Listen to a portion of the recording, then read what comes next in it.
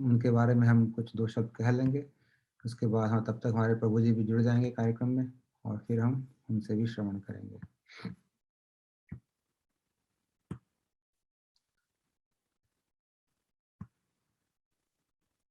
तो लोचनदास ठाकुर जी का जन्म 1527 ईस्वी में हुआ, बंगाल में वर्धमान जिले में।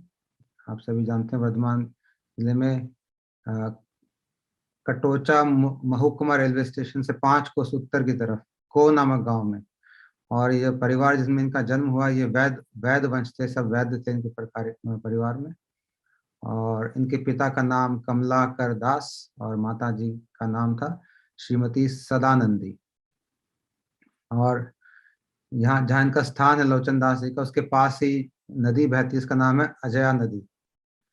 तो और सिर्फ ये एक ही संतान थे अपने माता पिता के, लोचन दास ठाकुर एकमात्र संतान। बड़े ही बचपन से पेरेंट्स बड़े प्रेम करते थे इनसे और अपने नाना जी के घर रहकर ये पले बड़े, वहीं पे रहकर उन्होंने अपनी विद्या अर्जन की।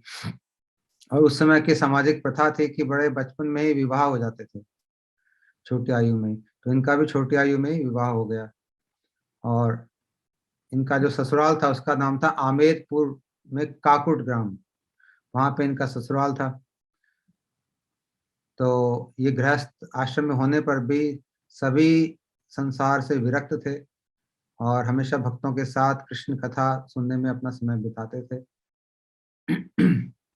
और बचपन से इनके महाप्रभु के प्रति बड़ी प्रीति देखी जाती है, बड़ा ही प्रेम था उनको, बड़े अनुरक्ति थी। और इनके बचपन की कथा सुनने में आती है कि इनका जैसे बचपन में विवाह हो गया था, लेकिन उसमें प्रथा ये थी कि विवाह के बाद पत्नी जो अपने घर में वापस चले जाती थी और जब थोड़ी बड़ी होते थे फिर वो वापस आते थे। तो इनका भी ऐसे विवाह हो गया और इनकी जो पत्नी थी वो अपने घर वापस चले गई, माता पिता के घर। और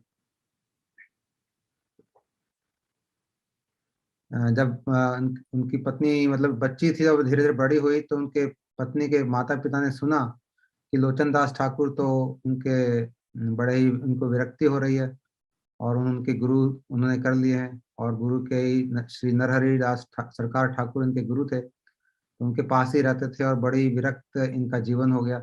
तो जब इनके पत्नी के माता पिता ने ये सब देखा तो उनको अ, अ, बड़ा ही चिंता हुई कि ऐसा तो ये ऐसा ना हो कि विरक्ति हो जाए। तो उन्होंने जाके इनको इनके गुरुजी के पास गए और उनसे निवेदन किया कि आप इनको अपने ससुराल भेज दें अपनी पत्नी के पास, या उनको मतलब वहां से आके उनसे मिलें। तो जब गुरुजी ने इनको आज्ञा करी तब ये ससुराल जाने को मजबूर हो गए। काफी समय से वहां गए नहीं थे अपने ससुराल में, तो उनका घर जहाँ इनकी पत्नी का घर था वो भूल चुके थे। और वहां पे जब ढूंढ रहे थे तो वहां पे एक उनको महिला मिली, तो उसको उन्होंने माता जी कह के संबोधन किया और उनसे पूछा कि उनका घर कहाँ है। तो जब बाद में वो घर पहुंचे उनके बताए हुए रास्ते पे, तो देखा कि जिसको उन्होंने माता जी कह के बोला था, संबोधन किया था, वो तो उनकी पत्नी ही निकली। वो मतलब छोटी सी तो बड़ी होगी इनको पता नहीं चला। तो कहते हैं तभी से लोचनदास ठाकुर ने उनको अपनी माँ के रूप में ही देखा, हालांकि वो उनकी विवाहित स्त्री थी, लेकिन उनको उसी रूप में उन्होंने देखा। और फिर अ, जीवन के अंतिम दिनों तक उन्होंने मिलकर गुरु गौरांग जी का भजन किया। तो जैसा कि मैंने पहले कहा, इनके जो गुरु थे वो श्री नरहरि ठाकुर सरकार श्रीखंड निवासी थे। और इनके गुरु जी ने इनको कीर्तन के विषय में शिक्षाएं दी और गौरांग महाप्रभु जी का पवित्र चरित्र लिखने का आदेश भी दिया। फिर इन्होंने एक ग्रंथ लिखा जो बहुत ही प्रसिद्ध है, जिसका नाम है चैतन्य मंगल। गुरु की आज्ञा को मान के उन्होंने ग्रंथ की रचना करी। और इनका नाम चैतन्य मंगल इसलिए रखा क्योंकि चैतन्य महाप्रभु के चरित्र को श्रवण करने से हर समय मंगल ही मंगल है, कल्याण ही कल्याण कल्याण है, इसलिए इसका नाम चैतन्य मंगल हुआ। और उसी समय वृंदावन दास ठाकुर भी उसी समय हुए, समकालीन थे इनके। उन्होंने भी ग्रंथ लिखा, उन्होंने भी उनका नाम चैतन्य मंगल रख दिया अपने ग्रंथ का नाम। तो दोनों के एक नाम के दो ग्रंथ हो गए। लेकिन फिर बाद में इन्होंने इनके गुरुजी ने उनको वृंदावन दास ठाकुर जी के पास जाके भेजा और उनसे परमिशन मांगने को कहा तो फिर उन्होंने उनको अपने ग्रंथ दिखाया, तो उनको ये ग्रंथ बड़ा अच्छा लगा वृंदावन दास ठाकुर जी को। तो उन्होंने फिर अपने खुद के ग्रंथ का नाम बदल के चैतन्य मंगल के चैतन्य भागवत कर दिया। इस तरह से वृंदावन दास ठाकुर जी का ग्रंथ जो चैतन्य भागवत कहलाता है, और लोचन दास ठाकुर जी का ग्रंथ चैतन्य मंगल।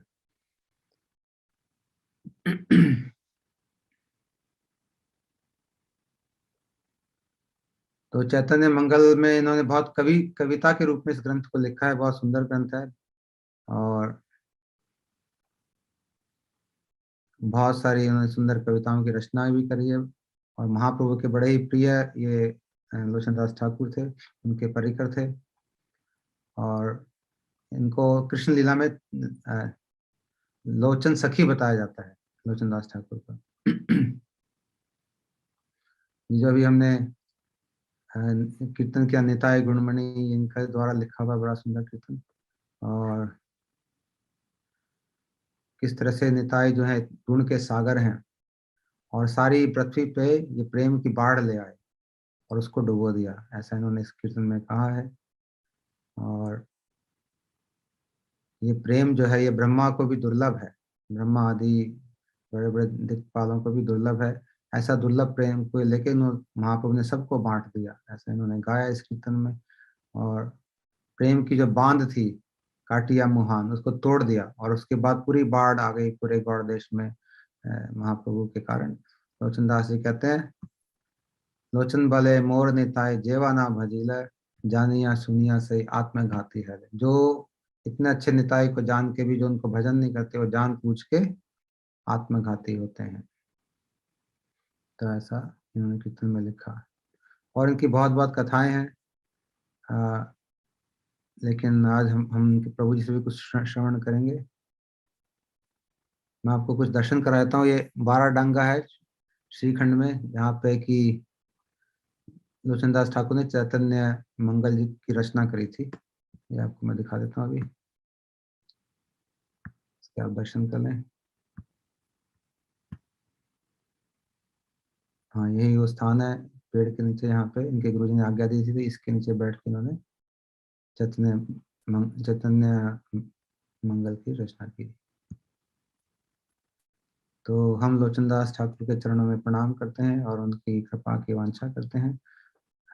और उनको प्रणाम करके हम मधुर स्मृति में आगे बढ़ते हैं। विशंभर प्रभु जी, आपका ठीक हो गया? आवाज आ रही है प्रभु जी? आप अनम्यूट, एक मिनट रुकिए। हाँ, अनम्यूट कर सकते हैं आप। हरे कृष्ण। हरे कृष्णा प्रभु जी, दंडवत प्रणाम, स्वागत है आपका कार्यक्रम में। लग गया वाईफाई? ठीक है, अब तो अच्छी आवाज आ रही है। हाँ, अब तो ठीक है।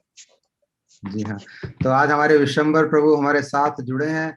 आप सभी इनको जानते हैं अच्छी तरह से, भली भांति। हमारे मठ के एक प्रमुख ब्रह्मचारी हैं, और इन्होंने 1994 में सबसे पहले ये वैष्णव से भक्तों से मिले, और 1996 में इनको हरिनाम मिला और दीक्षा भी मिली गुरुदेव से।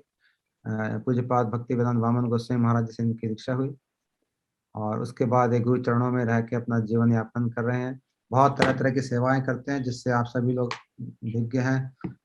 प्रसाद सेवा, मठ के लिए शॉपिंग करना, बहुत सारे ट्रिप्स ऑर्गेनाइज करते हैं। कभी नवद्वीप ले आते हैं, कभी साउथ इंडिया ले आते हैं, कभी नॉर्थ इंडिया, जगह जगह प्रभु जी सबको घुमाते भी हैं, और तरह तरह की सेवाओं में भाग लेते हैं।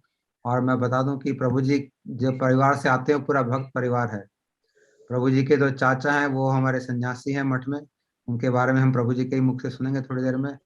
और इनका जो घर है पूर्व आश्रम का, वो कलकत्ता में है, और हमारे गुरु जी इनके घर भी जा चुके हैं, गए थे वहाँ पे। तो ये सब बातें आप प्रभु जी से हम विस्तार से सुनेंगे। किस तरह से मठ में आए, कौन इनको खींच के लाया, और कैसे यहाँ पे जम गए ब्रह्मचारी आश्रम में, इनको अच्छा लग रहा है, और कैसे सेवाएं कर रहे हैं अपनी। गुरुदेव किस तरह से इनको अनुभूतियां प्रदान कर रहे हैं, किस तरह से उत्साह दे रहे हैं। पूज्यपाद भक्ति वेदांत वामन महाराज जी के बारे में भी कुछ कह सकते हैं प्रभु जी, और हमारे गुरुदेव श्री नारायण गोस्वामी महाराज जी के बारे में भी कुछ कह सकते हैं। ठीक है प्रभु जी, दंडवत प्रणाम, आप शुरू कर सकते हैं प्रभु जी। ओम अज्ञानतिमिरन्धस्य ग्लाञ्जनाशलाकया चक्षुरुन्मीलितं येन तस्मै श्रीगुरवे नमः। हरे कृष्ण कृष्ण कृष्ण हरे हरे, हरे राम राम राम हरे हरे।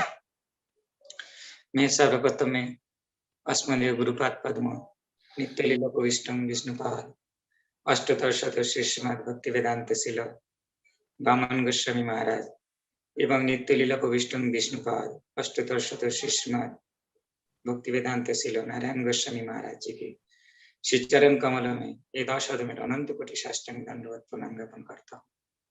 तत्पश्चात ऑनलाइन सारे भक्त अजय प्रभु और सारे सन्यासी वर्ग और ब्रह्मचारी और मेरा ज्येष्ठ गुरु भ्राता सबकी शरण श्री चरण कमल में यथाशद में जथा जगह धन्यवाद ज्ञापन करता हूँ। आज शुभ दिन है और इस शुभ दिन के अंदर मेरे नंबर आ गया और ऐसे तो कभी नंबर आता ही नहीं है, एक के बाद एक। और शास्त्र में ऐसे भी कहा है 7 दिन है तो 7 दिन के अंदर हमारा पूरा साल पूरा जिंदगी 7 दिन के अंदर बीत जाता है। और इस 7 दिन के अंदर अगर हम आज सोच लिया जो हम भजन साधन नहीं करेंगे काल करेंगे, काल कभी आता ही नहीं है और इस 7 दिन के अंदर काल कभी पूरा होता भी नहीं है। इसलिए हम लोग सब गुरु की शरण में आकर के भगवान की कथा और गुरु की आज्ञा को हम पालन करेंगे। और शास्त्र में कहा है गुरु मुख पद्म वाक्य चित्ते करिया आराधना करिया मन आशा। गुरु जी का जो मुख पद्म वाक्य है इसको हमने चित्त में अगर धारण कर लिया तो हमारा जिंदगी जो है वो इसी संसार से इसी लाइफ में उद्धार हो जाएंगे। मैं तो एक छोटा सा गांव में रहता था और जहाँ हमने 5th क्लास में पढ़ता था, मैंने सच पूछे तो मैंने बस भी नहीं देखा कैसे बस होते थे। हम तो साइकिल में गुजारा करने वाले थे। हमने कभी ये भी नहीं सोचा था मैं दिल्ली में भी आऊंगा। ये भी गुरु जी का विशेष कृपा है और इस कृपा के द्वारा हम आज यहीं बैठे हुए हैं। पहले हम किताबों में पढ़ते थे दिल्ली है और ऐसे ही गुरु जी की कृपा है हम दिल्ली में आके बैठ गए हैं। सबसे पहले जो है मैं कहूँगा हमारा घर में परदादा गुरु भक्ति प्रगन केशव गोस्वामी महाराज जी, भक्ति वेदांत वामन गोस्वामी महाराज जी, भक्ति वेदांत नारायण गोस्वामी महाराज जी, सब लोग आए हुए हैं और बड़े बड़े पुराना सीनियर महाराज जी सब आए हैं हमारे घर पे। हम लोग बहुत दिन से इस गौड़ीय मठ से जुड़े हुए हैं और मेरे जो चाचा जी हैं अजय प्रभु ने बताया उन्होंने 75 में मंदिर आया है, तब मेरे पिताजी की शादी भी नहीं हुई।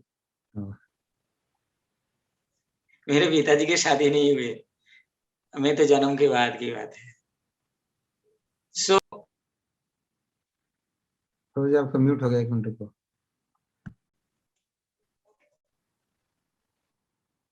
बहुत दिन से जुड़े हुए हैं और भगवान की विशेष कृपा और गुरु जी की विशेष कृपा है। इस कृपा की वजह से हम मंदिर में रह गए हैं। जब मैं मंदिर आया तब हम लोग टोटल 18 थे, एक ही उम्र की, एक ही साइज की, एक ही एज के, सब के सब 18 में से केवल मैं अकेले रह गया। कहाँ पे आए? ये भी गुरु जी के विशेष। नवदीप धाम में आए? पहले सबसे पहले जो है हमारा घर के पास एक मंदिर है चक्र तीर्थ गौड़ी मठ के नाम से भक्ति वेदांत तीर्थ महाराज ने उनका स्थापना किया। उससे पहले दादा गुरु के समय से वो मंदिर था। अच्छा। चक्र तीर्थ गौड़ी मठ के नाम से, जहाँ पे आप महाप्रभु की पादपीठ भी देख सकते हैं, अम्बुलम्ब शिव और प्लस चक्र तीर्थ की जो स्थान है, हम जो चक्र तीर्थ के स्थान कहते हैं वो भी वहीं पे है। और मैंने तो सोचा था जो मंदिर में जाते हैं सबसे पहले जो मेरा ये है जो संत लोगों को ना बहुत प्रणाम करते हैं। तो हम लोग भी जब छोटे थे तो चाहे कोई भी संत आते थे तो हमारे घर में एक ही है, सबसे पहले साष्टांग प्रणाम करते थे। तो मैंने सोचा ऐसे जैसे प्रणाम कर रहे हैं ऐसे हमें भी प्रणाम करेगा। ये सोच के मेरे मंदिर में आने की एक बहुत बड़ा एक ये था, सोचता जो मुझे मंदिर आना है। फिर जैसे मैंने मंदिर आने के लिए सोचा, इतनी देर में हमारे पास में एक प्रद्युम्न प्रभु कह के, उन्होंने हमारा गुरुजी के शिष्य है, बहुत सीनियर है, और गोस्वामी महाराज देवानंद गौड़ी मठ में उनकी भाई है, और गोस्वामी महाराज जो है भक्ति प्रज्ञान केशव गोस्वामी महाराज जी के शिष्य है। उनकी भाई शरीर छोड़ा है, तो उसकी क्रिया में हमारा मठ से सब सन्यासी वगैरह ब्रह्मचारी, उसमें मुरली प्रभु थे, सदानंद प्रभु अभी सुभग महाराज, और निकुंज प्रभु गोस्वामी महाराज, प्रद्युम्न प्रभु प्रद्युम्न बाबा जी, आचार्य महाराज, और हरिहर प्रभु, अरुण महाराज, बहुत सारे महाराज हम लोग के घर में गए हुए थे। तो मैंने जैसे प्रणाम किया, स्कूल से आकर के प्रणाम करते ही बोला मठ चलेगा, तो मैंने बोला हाँ चलूंगा, क्यों नहीं। कितनी उम्र थी आपके उस समय? उस समय मैं 5th में पढ़ता था। अच्छा, 10 साल होंगे फिर, 10 साल। हाँ, 5th क्लास में पढ़ता था। मैंने स्कूल से आया ऐसे शाम को 4 बजे के आसपास, हमारे वहाँ 11 से लेके 4 बजे तक का स्कूल होते हैं। जी।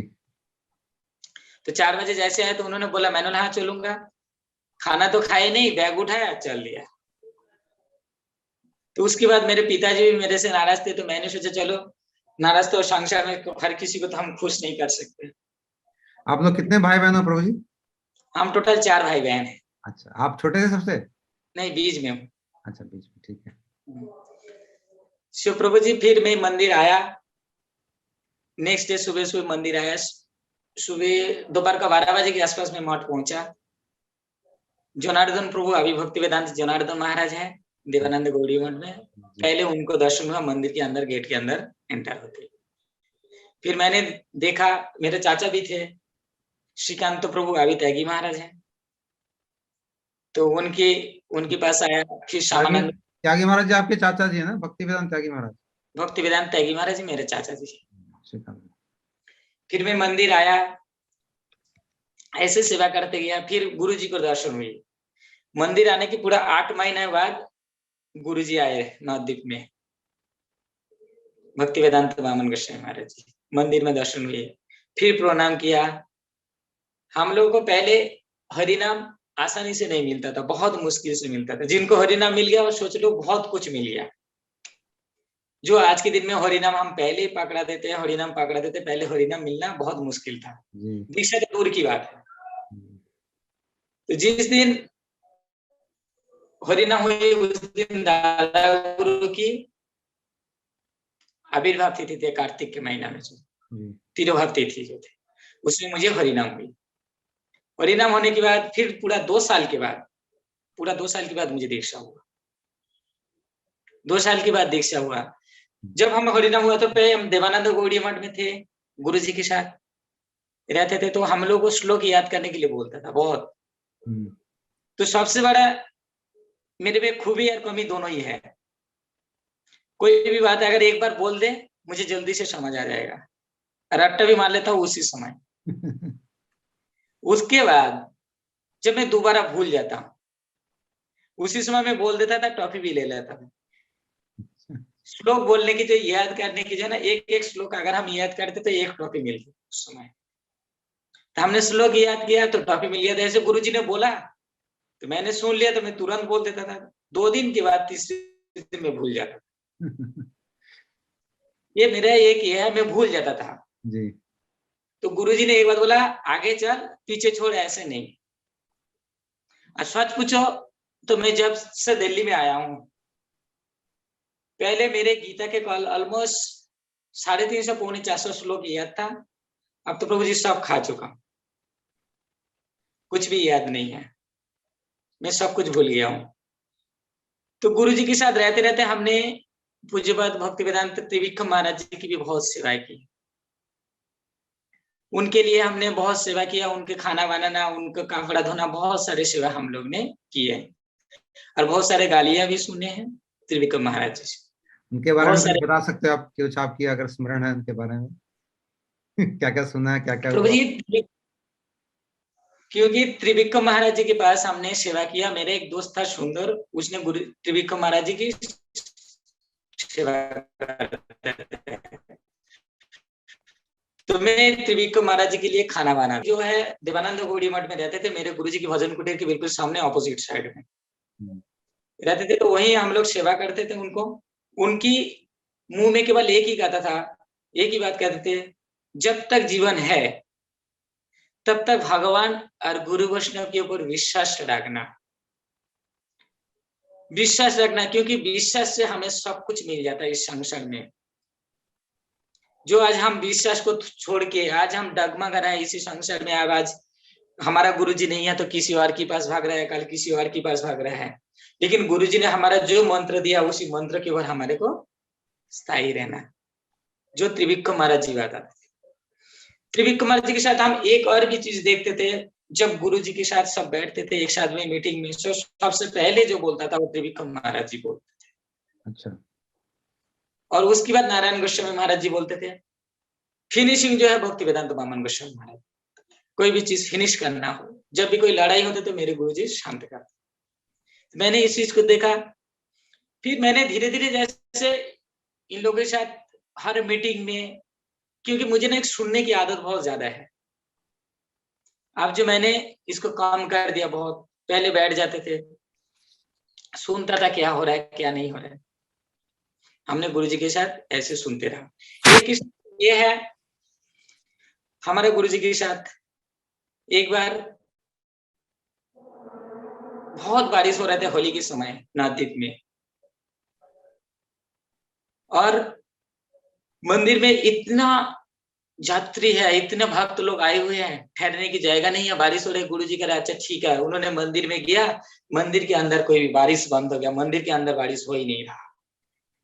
इस तरह का उनकी जो है लीलाएं हैं, हमने ऐसे ऐसे लीला उनके दर्शन की हैं।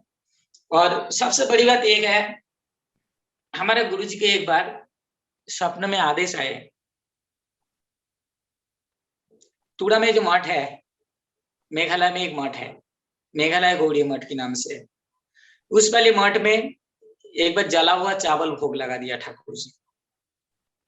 हम जला हुआ कोई भी चीज ठाकुर जी को भोग नहीं लगाते,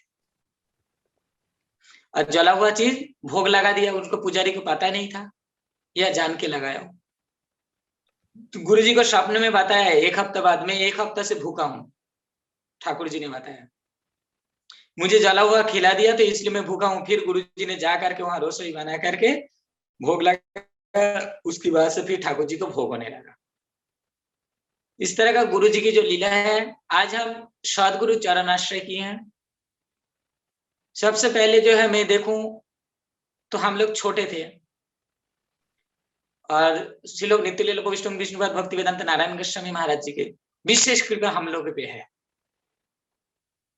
विशेष कृपा इसलिए है, सबसे पहले मैं बताऊं, महाराज जी को मैंने देखा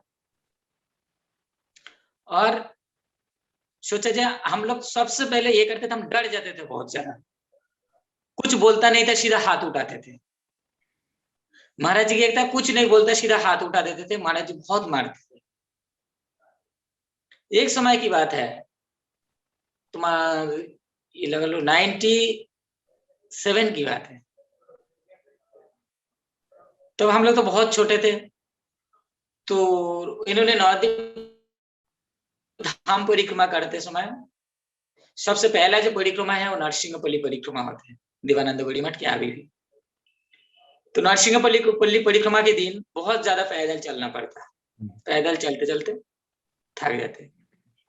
तो हम लोग नरसिंहपल्ली पहुंच गया पैदल, सुवर्ण विहार, शाहरुखगंज होते हुए सुवर्ण विहार होते हुए हरिया क्षेत्र होते हुए हम पहुंच गए नरसिंहपल्ली। अब पैदल आने की हमारे हिम्मत है ही नहीं, तो हम लोग एक कैलकुलेशन कर रहे थे, जो महाराज जी गुरु जी इन लोग जब गाड़ी में बैठेंगे उससे पहले हमें मठ पहुंचना है।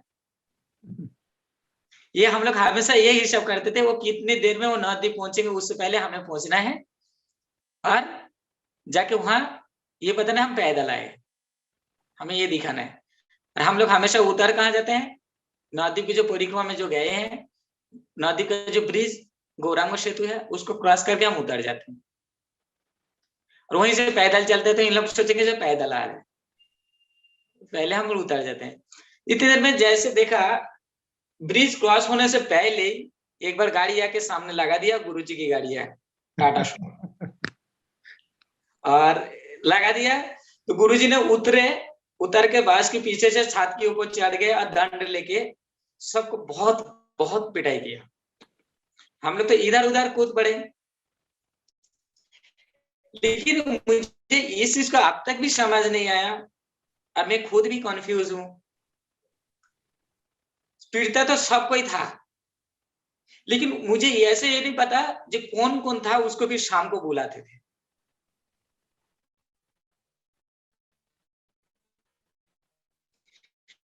शाम को सबके नाम से बुलाया जाता, जो जो बास के साथ के ऊपर थे। तो इतनी याद भी कैसे रहता है ये मुझे समझ नहीं आया। शाम को सबको जब बुलाते थे तो सबसे ज्यादा डर तो उसी समय लगता था जो क्या बोलना है क्या नहीं। बुलाने के बाद हम लोग को छेना की जिलाबी हाथ में एक एक पकड़ा देते थे, उसमें वो 20 पैसा का आता था। 20 पैसे खाते थे, उन्होंने एक एक छेना की जिलाबी देते थे। वो पिटाई करने के बाद जो है ना वो प्रसाद देते थे शाम को कहने की। हाँ, सबको पिटाई शाम को होती थी। पिटाई होते थे बांस की छात के ऊपर।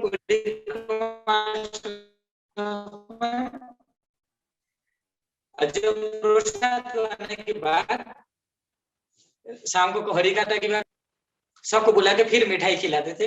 फिर बोलते थे ऐसे नहीं करना है, क्योंकि उनका इतने प्यार है, पिटाई भी है और प्यार भी है।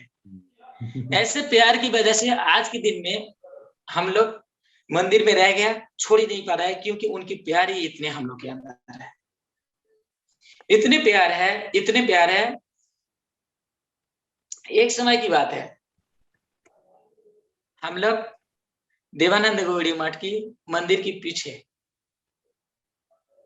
बैठ के बातें कर रहे थे। 10, 12, 15 ब्रह्मचारियां थी, और सब के सब हम लोग को ये नहीं पता था, आप लोग ये पता है कि नहीं पता, पूज्यवत माधव महाराज जी को पता है। गुरु जी जो खड़म पहनते हैं ना, उस खड़म की आवाज नहीं होती, ये हमें भी नहीं पता।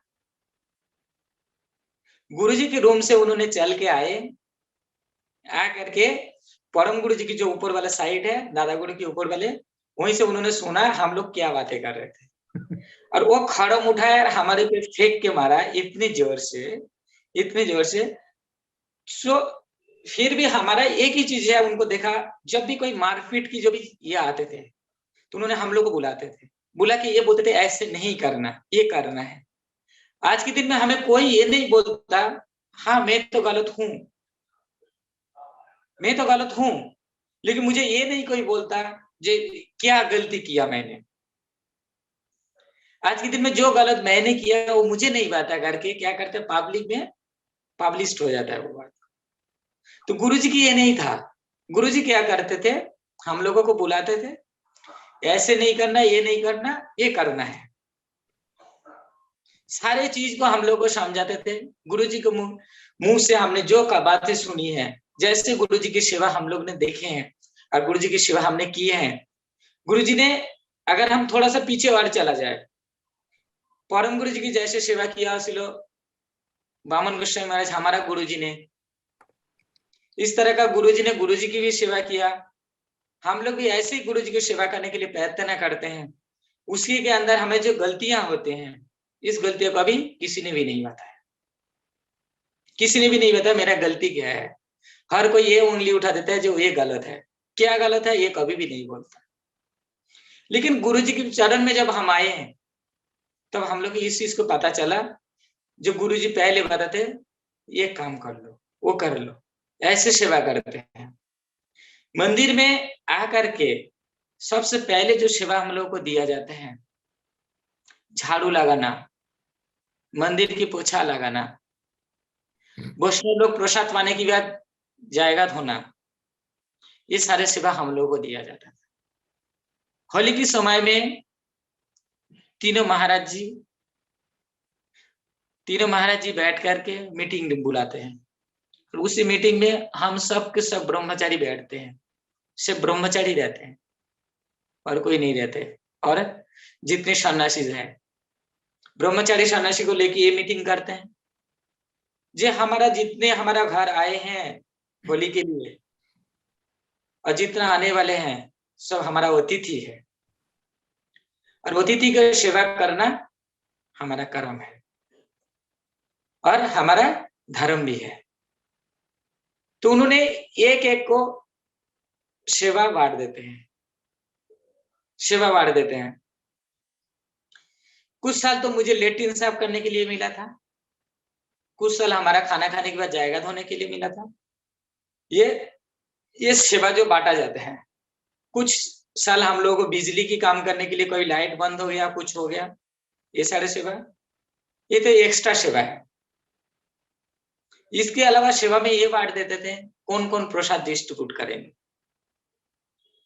मंदिर के अंदर जो प्रसाद डिस्ट्रीब्यूट का है वो सेवा भी हमारे लोगों को ही है। सारे ब्रह्मचारी का, चाहे कोई भी डिपार्टमेंट का हो, हम लाइट की हो, चाहे सफाई करने वाले हो, लेट्रिन साफ करने वाले हो, कोई भी हो, लेकिन हमारा प्रसाद सेवा के समय सबको डिस्ट्रीब्यूट करने का सेवा मिलता था। और ये देखा जाता है गुरुजी आके, शुरू में मैंने देखा गुरुजी आकर के लाइन में घूमता था, कौन कौन आया कौन कौन नहीं आया। जो नहीं आया उनको बुलाया जाते थे। क्यों नहीं आया? अगर तबीयत खराब है तो डॉक्टर दिखाना, हर चीज की ट्रीटमेंट करना, सारी चीज गुरुजी ने हम लोग के ऊपर पूरा केयर करते थे। और गुरुजी की एक सबसे बड़ा कृपा दृष्टि यही है कि उनके दिमाग में ये रह जाते थे कौन सा ब्रह्मचारी आया कौन सा ब्रह्मचारी नहीं आया। जबकि भी हम देवानंद गौड़ी मठ में जब थे 350 ब्रह्मचारी सन्यासी डेली प्रसाद पाते थे। पूरा होली के अंदर हम लोग जो ब्रह्मचारी आते थे वो 1100-1200 के करीब ब्रह्मचारी और सन्यासी मिलकर पूरा मठ का ही होते थे। उसमें से उनको याद होता था ये ब्रह्मचारी नहीं है, इसने नहीं आया सेवा करने के लिए। मेरे कहने की मतलब यही है, उनके हर किसी की तरह ध्यान देना, हर किसी के ऊपर केयर करना, ये उनकी एक विशेष खूबी है जो महाराज जी ने पूरा हम लोग के ऊपर कृपा दृष्टि रखा है। और इस कृपा दृष्टि की वजह से आज हम मंदिर में हैं। गुरु की कृपा के बिना हम कभी मंदिर में रह नहीं सकते। गुरु की कृपा के बिना हम कभी मंदिर नहीं रह सकते। गुरु के बिना कभी हम सेवा नहीं कर सकते। हम तो शास्त्र में कहा है भगवान से मिलने के लिए पहले गुरु की शरण में आ जाओ। सब शास्त्र में कहा, हमार प्रभु श्री गौर सुंदर नित्यानंद प्रभु ने स्वयं कहा। आज जो हम लोग यहाँ बैठे हुए हैं, गुरु की, परम गुरु जी की, दादा गुरु की महिमा को, उनकी कथा को आज हम लोग देखते, इन्होंने जो मंदिर बनाया, इस मंदिर में आकर के हम आश्रय लेकर के रहे। क्योंकि संसार में कभी भजन हो ही नहीं सकता। जबकि भी सारे महाप्रभु के जितना भी पार्षद थे, सबके सब गृहस्थ थे। श्रील भक्ति सिद्धांत सरस्वती गोस्वामी ठाकुर प्रभुपाद जी ने आकर के सन्यास आश्रम बनाया। इससे पहले कोई सन्यास आश्रम था ही नहीं। इससे पहले कोई सन्यास आश्रम था ही नहीं, प्रभुपाद जी ने बनाया। और इस सन्यास आश्रम से, आश्रम में रह करके हम सन्यासी के पास रह करके हम भजन साधन करने के लिए आए हैं।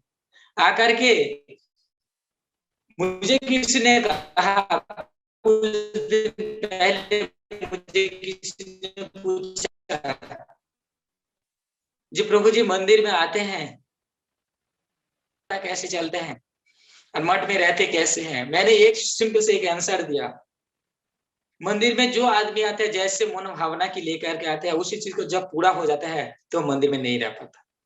सपोज कोई गरीब घर से आया हुआ है और उसके पास पैसा नहीं है, खाना नहीं है, देखना वो 2-3 साल का मेहमान है, 4 साल का मेहमान।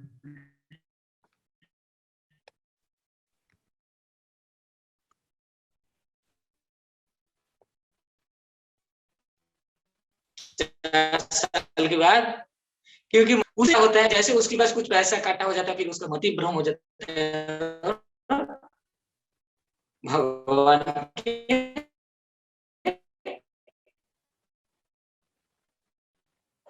भगवान को, गुरु जी को छोड़ करके मठ छूट जाता है।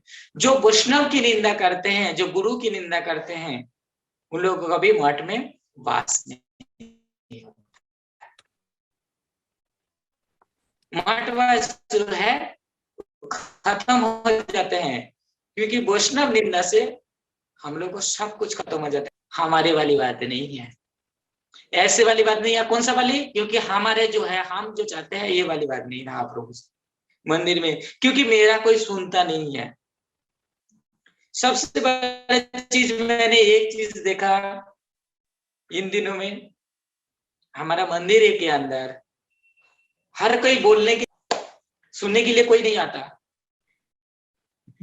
और जब सुनने के लिए आते हैं तो सबसे पहले हम ये खड़ा हो जाते हैं, कैसे बोले कैसे बोले, गुरु जी के बारे में बोलते हैं। लेकिन गुरु जी के बारे में बोलने से ज्यादा क्या करते हैं, हम बोल रहे हैं। आज के दिन में जो मैं हूं, मैंने सबको खा चुका है। आज जो मैं हूं, आज मैं करते करते हमारे सीनियर महाराज जी भी आज मैं गया हुआ है। सबसे पहले जब मंदिर में आया उन्होंने, उनकी भी एक बहुत बड़ा स्टोरी है। गुरुजी उन्होंने सन्यास मांगा तो गुरुजी ने 3 क्वेश्चन किए। अब आपकी आवाज कट रही है, सुनाई नहीं दे रही, क्या बात हो गई? जीव का स्वरूप, जीव का धर्म क्या है? आपकी आवाज ठीक तो से नहीं आ सन्यासी रही, एक आपकी आवाज कट रही है। आप फिर से बताएं किसके बारे में बात कर रहे थे अभी, कौन से सन्यासी के बारे में?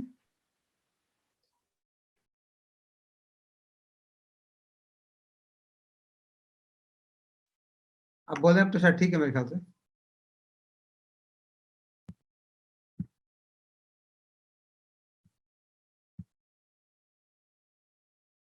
हरे कृष्णा। हरे कृष्णा प्रभु जी। आवाज आ रहे हैं आप? हाँ भी आ रहा है, बोलिए। वो आप थोड़ा रिपीट कर दीजिए, पिछले का थोड़ा सा मिस हो गया था।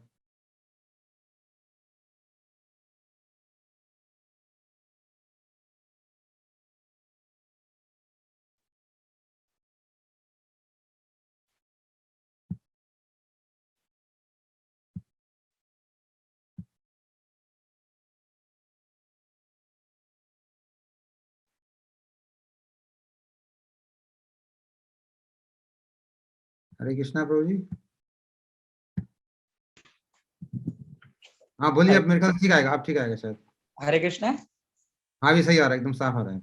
जी प्रभु जी। थोड़ा सा रिपीट कर दीजिए, लास्ट के 4-5 लाइन वो सुनाई नहीं दिया था, कट गया था बीच में। जी प्रभु जी।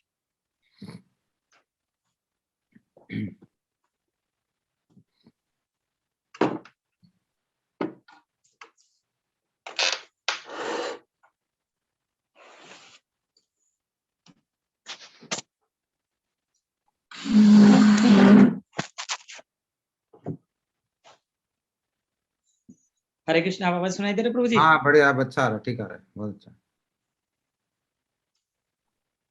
बोलिए प्रभु जी। हरे कृष्णा। जो आप लास्ट में बात बोल रहे थे पूरी नहीं वो समझ में आई थी, क्या बोल रहे थे, फिर से उसको रिपीट कर दीजिए। एक महाराज जी हैं, उन्होंने 2009 में मंदिर आया,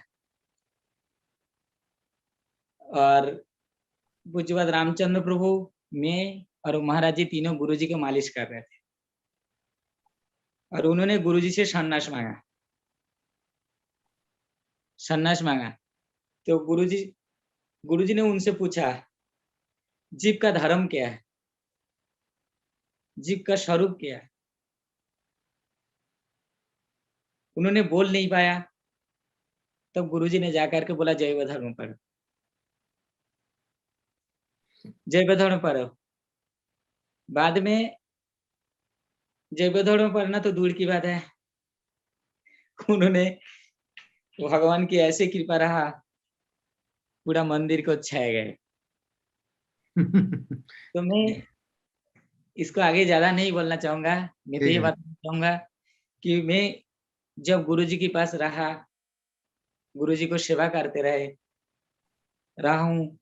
एक समय की बात है, सबसे पहले जब मैं दिल्ली में आया, मैं मथुरा में आया था आप दिल्ली में 2003। कौन से साल में आए? दिल्ली में कितने साल मथुरा रहे, कितने साल नवदीप रहे? मैं मथ, मैं मथुरा में मैं 94 से लेके 2003 तक नवद्वीप में रहा। अच्छा, ठीक है। 2003 में मैं कार्तिक परिक्रमा करने के लिए आया। हम्म। कार्तिक परिक्रमा करने के लिए आया, और आने के बाद फिर गुरुजी के पास लेके गया, मुझे हरे कृष्ण को लेके गया, इनको दिल्ली ले जाना चाहता हूँ। तो गुरुजी ने मैंने गुरुजी को प्रणाम किया, माधव महाराज जी भी थे। गुरुजी को प्रणाम किया तो कह रहे दिल्ली में रहेगा, मैंने बोला हाँ रहूंगा, हाँ रहूंगा। कह रहे ठीक है, इनको दिल्ली ले जाओ, दिल्ली में लेके मैं सेवा में लगाओ। तब से 2003 14 नवंबर को मैं दिल्ली आया हूँ। 14 नवंबर 2003 में दिल्ली में आया हूँ।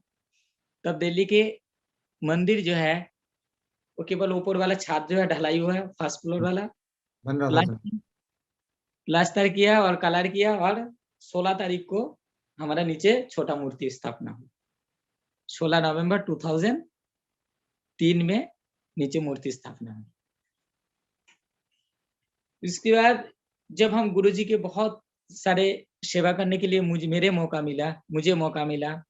गुरुजी के एक बार अश्वस्थ लीला कर रहे थे। सबसे पहले जब हम थे बात्रा हॉस्पिटल में, बात्रा हॉस्पिटल में गुरुजी एडमिट थे, तो मैं यहाँ से सुबह खाना बना के, ब्रेकफास्ट बना के लेके जाता था स्कूटर में, फिर आके फिर खाना बना के दोपहर को लेके जाता था, फिर शाम को भी ऐसे ही। ऑलमोस्ट 18 से 22 दिन के करीब उन्होंने हॉस्पिटल में रहे। तो हम लोग गुरुजी की सेवा करने के लिए जब जाते थे, खाना लेके जाता था, तो माधव महाराज जी गुरुजी को खिला के जब बाहर आते थे, फिर मैं जाके गुरुजी के साथ बैठ जाते थे, बैठा रहता था। तो मुझे उस समय लगा जे ऐसे मौका हमें कभी भी जिंदगी में नहीं आएगा अकेले गुरुजी के साथ रहना, क्योंकि माधव महाराज जी हमेशा गुरुजी के साथ रहते हैं। लेकिन जब माधव महाराज जी खाना खाने जाते हैं, उसमें मुझे कोई बार रहने की मौका मिला। सो मैंने एक बार एक क्वेश्चन किया, जो हम जो जीव है, जीव का स्वरूप जो है वो नित्य कृष्ण का दास है, नित्य कृष्ण का दास है। इस चीज को हम सन्यासी हो, ब्रह्मचारी हो, सब भूल जाते हैं, हम नित्य कृष्ण का दास है। फिर हम क्यों हर चीज को संचय करने के लिए बैठे हुए हैं? हर चीज संचय। पहले क्या करते थे, जो भी प्रणामी वगैरह जो कुछ मिलता था आके गुरुजी को देना पड़ता। आज के दिन में जिसको मिला उसी का ही है, गुरुजी को देते थे। तो ऐसा क्यों है? हम सबको पता है हम नित्य कृष्ण का दास है, फिर हम लोगों के अंदर संचय वृत्ति क्यों है, और क्यों आ जाता है हम लोगों के अंदर? तो उन्होंने एक सिंपल सा जवाब दिया, कहा हम तो सोचते हैं, हमें सबको पता है कृष्ण का दास है, लेकिन हम लोग अंदर ये चीज है, जो विश्वास है हम लोग भगवान के ऊपर पूरी तरह से नहीं है, पूरी तरह से भगवान के ऊपर विश्वास नहीं है। एक समय की दिखा जाए तो प्रभुपाद जी की लीला में, प्रभुपाद जी जब चैतन्य मठ में रहते थे, बाढ़ आया नवद्वीप में, ठाकुर जी को भोग लगाने के लिए कुछ भी नहीं था। ऐसे प्रभुपाद जी ने सोचा, इतनी देर में एक दूध वाले ने, उन्होंने दूध ला करके दिया, भगवान जी को भोग लगा। सो हम लोगों को जो है ना, भगवान के ऊपर विश्वास बिल्कुल ही नहीं है। नहीं होने की वजह से हम संचय करने लगते हैं। हमें पता है, गुरुजी ने बोला हम लोगों को विश्वास नहीं है भगवान के ऊपर। हमें सबको पता है नित्य कृष्ण का दास है हम सब, लेकिन हमें विश्वास नहीं है गुरुजी के ऊपर, विश्वास नहीं है भगवान के ऊपर। आज अगर मैं देखता हूँ कोई ब्रह्मचारी लोग ने, सब मेरे में भी पूछा जाए तो तबीयत खराब होगा तो कौन दिखेगा? मैं तो फिर पकड़ पकड़ के लेके जाता हूँ हॉस्पिटल, कोई भी हो पकड़ के हॉस्पिटल ले जाता हूँ। एक तो है हमारे हॉस्पिटल भी जाना नहीं चाहता। सो गुरुजी की कृपा ये है हम लोग के ऊपर, हर जीव के ऊपर, जो भजन साधन करे, इसलिए उन्होंने दिल्ली में मंदिर बनाया। उसके बाद गुरुजी की जो सेवा करते, एक तो और मैं भूल गया हूँ, मेरे दिमाग से उतर गया। एक समय की बात है, होली की जो परिक्रमा होते हैं, मायापुर वाले परिक्रमा के दिन, जन्म स्थान में, महाप्रभु जी का जन्म स्थान में, उसी जगह पे हम लोग को खाना होता है, दोपहर का खाना मिलता है, प्रसाद। और हम लोग सब के सब ब्रह्मचारी परिक्रमा से पहले आकर के खाना खा के सब पीछे वाले गुरुजी के पीछे वाले रूम में सो रहे थे सब, और प्रसाद की डिस्ट्रीब्यूशन बिल्कुल नहीं हो रहा था। तो गुरुजी को जाके बोला जो प्रसाद डिस्ट्रीब्यूट करने के लिए कोई भी नहीं है। तीनों तो बैठे थे, गुरुजी बोला अच्छा कहाँ गया सब? पता नहीं किसने बोला पीछे वाले रूम में सो रहे हैं। गुरु हम लोग क्या था, हम लोग छुप के दूर नहीं भागते थे, हम पास में रहते थे, कभी जरूरत पड़े तो बुला लेंगे। हम लोग के अंदर ये था, हम दूर नहीं भागते थे कभी। तो उन्होंने बोला पास वाले पीछे वाले रूम में सो रहे। गुरुजी ने गया दंड लेके, डंडा तो होता ही है हाथ में, से लेके गए, जाके रूम के अंदर घुस के पीछे से दरवाजा बंद करके, दरवाजा को पीछे करके खड़ा हो गया, बंद करके, और बंद करके पीछे करके खड़ा होकर पीटना शुरू कर दिया। बहुत सबको पीटा, कोई इसमें से कोई नहीं बात गई, किसी को नहीं छूट गया जो कोई नहीं मार खाया हो। थे तकरीबन उस समय हम 30-35 के करीब उस वाले रूम में थे। अच्छा, इतने लोग थे? हाँ, इतने लोग थे, सबको सबको पीटा। तो सबसे पहले मैंने दिमाग लगाया, तो मेरे एक दोस्त था, उसका नाम शमीर, तो मैंने उसको बोला तू दरवाजा खोलना, मैं पकड़ लेता हूँ चरण को। तो मैंने उसको बोल जाके मैंने ऐसे पकड़ लिया और उसने पीछे से दरवाजा खोला, हम सब के सब भागे। और प्रभु जी उसी दिन की जो डिस्ट्रीब्यूशन जो है, हम लोग को 45 मिनट से लेके 1 घंटा लगता है, उसी दिन आधा घंटा मुश्किल से लगा होगा। इतना स्पीड से प्रसाद डिस्ट्रीब्यूट हुआ। और ये बात को मुझे तभी समझ नहीं आया, मैं बार-बार एक ही बात को दोहरा, वो 35 की करीब जितने थे सबको रात को बुला लिया, शाम के समय में बुला लिया सबको। मुझे ये समझ नहीं आया उनको पता कैसे चला, इतनी भीड़ के अंदर सबको ध्यान रखा। तो हम लोग जब गुरु की शरण में आए हैं और गुरु की अनुगत में रह रहे हैं, तो उनको हमें इस संसार से उद्धार करना उनका कर्तव्य है। वो कैसे भी है, हम लोग को उद्धार करके ही रहेंगे इसी संसार से। अगर इस चीज को हम भूल जाते हैं, इस चीज को छोड़ देते हैं, जो हमें ये नहीं पता चलता है, जो हम किसी भी जगह भटक रहे हैं, प्रभु जी भटकते हुए आदमी को कुछ भी नहीं मिलता, भटकते हुए आदमी को कुछ भी नहीं मिलता। हम जब भगवान के पास आए हैं, गुरु जी की शरण में आए हैं, तो गुरुमुख पद्म वाक्य चित्तित ना करिए को आर ना करिए मने आशा। गुरु जी का जो वाक्य है उसको हम चित्त में धारण करना है और उसी चीज को फॉलो करना है। आज हमारे जैसे देख लो प्रभु जी, इस संसार जो है, संसार में हम तीसरी चौथी पीढ़ी की याद नहीं रखते। खुद मेरे से पूछा जाए मेरे परदादा का नाम क्या, मैं नहीं कह सकता, लेकिन हम लोग सुबह सुबह करते हैं कृष्ण होते चतुर्मुख ब्रह्मा होते नारायण। सो प्रभु जी हम लोग गुरु परंपरा का पूरा कीर्तन करते हैं। तो इसलिए जो भगवान की सेवक है वो कभी मरते नहीं है, वो नित्य है। इसलिए गुरुदेव भगवान के चरण में मैं प्रणाम करता हूँ। और ऐसे गुरु के चरण में हम आए हैं और ऐसे गुरु वैष्णव की अनुगत में हम रह रहे हैं, तो मुझे लगता है इसी संसार से हम एक लाइफ अगर मठ में रह लिया तो हम इस संसार से उद्धार हो जाएंगे। और ऐसे ही गुरु की शरण में आकर के हम अनुगत में रह करके अगर भजन साधन कर रहे हैं, इसके बावजूद भी अगर हमारा मन चंचल हो रहा है, इसके बावजूद भी अगर हम देखते हैं जो इसी संसार में आकर के हम इतने परेशानी है। आज मठ में मैंने ऐसे ऐसे ब्रह्मचारी को देखता हूँ, बहुत ज्यादा परेशान है, बहुत ज्यादा परेशान है। क्या? कुछ भी नहीं है, ना हरिनाम ना कुछ। संसार में आज मैं मंदिर में देखता हूँ तो हर कोई आता है, कुछ ब्रह्मचारी आता है, कुछ गृहस्थ लोग आते हैं, इसके साथ थोड़ा बातें करना, उसके साथ बातें करना, जितना मर्जी निंदा बुराई करके चला जाते हैं। फिर बाद में क्या होता है प्रभु जी, उसका भक्ति खत्म हो जाते हैं। जब भक्ति खत्म हो जाए, जिसको कहता है प्रभु जी नया नया आए कमाल श्रद्धा, आके इतने सारे देखते हैं, आज के दिन में कहते हैं अरे मंदिर में बहुत ज्यादा पॉलिटिक्स है, बहुत ज्यादा पॉलिटिक्स है। पॉलिटिक्स कहाँ नहीं है प्रभु जी, सही बात है। लेकिन हम लोग वो नहीं देखते। हम देखते क्या, हम भजन साधन करने की नहीं देखते हैं, हम भजन साधन नहीं कर रहे हैं, हम हरिनाम नहीं कर रहे हैं। अगर किसी से पूछा जाए कितना हरिनाम करते तो 4 माला है, भगवान के नाम करने के लिए टाइम नहीं है। दिवस रजनी अबल ताबल प्रचलित पारी हो पारो, एक बार गोविंद बोलिते नारो, पूरा दिन हम अबल ताबल बहुत कुछ बोल लेते हैं प्रभु जी, बहुत कुछ बोलते हैं, लेकिन भगवान के नाम करने के लिए हमारे पास टाइम नहीं है। आज शुरू कर दो किसी का निंदा बुराई करना प्रभु जी, साथ के साथ सबके सब निंदा बुराई करते हैं, सबके सब निंदा करते हैं। हम इतने कुछ निंदा कर लेते हैं, बाद में सुबह से लेकर शाम तक हमारे पास कुछ भी नहीं बचता। अगर हम अंतिम समय में, गुरु जी ने माला हम लोग को किस लिए दिया? कहा ये माला करते रहो, माला करते रहो।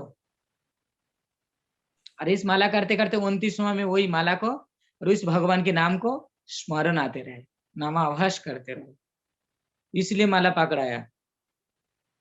एक और भी गुरु जी का छोटा सा लीला है। गुरु जी ने एक बार फोर्टिस हॉस्पिटल में एडमिट हुए। हम लोग सुरेंद्र प्रभु के घर में रहे, फ्लैट में, मैं देज प्रभु, माधव महाराज और गौजनाथ प्रभु। काफी दिन रहा वहां पे और गुरु जी को बहुत सारे सेवा करने की, हम लोगों को हॉस्पिटल्स में बहुत सारे सेवा करने को मिला। सबसे बड़ी एक खूबी है, गुरु जी की एक बहुत बड़ा लीला है और इसको देख के मैं कभी-कभी खुश होता हूँ और कभी-कभी सच में मिस भी करता हूँ। खुश इसलिए होता हूँ कि उन्होंने एक लीला दिखाया और मिस इसलिए करता हूँ क्योंकि उनको कमी महसूस होती है। एक समय मैं रामचंद्र प्रभु उनको एयरपोर्ट छोड़ने गया। एयरपोर्ट छोड़ने के बाद हम लोग दोनों वापस आ रहे हैं, आराम से आ रहे हैं। वापस आके देखा गुरुजी ऊपर है, एयरपोर्ट छोड़ आया। अभी जाके प्रणाम किया तो गुरुजी ने हँसने लगा। तो मैंने बोला हँस क्यों रोका है, कैसे वापस आ गए? कह रहे देखो वापस आ गया, वो हमसे पहले आ गया। कह रहे फ्लाइट कैंसिल हो गया। अच्छा, आपसे पहले पहुंच गए? हाँ, वो वहाँ कैसे? से पहुँच गया।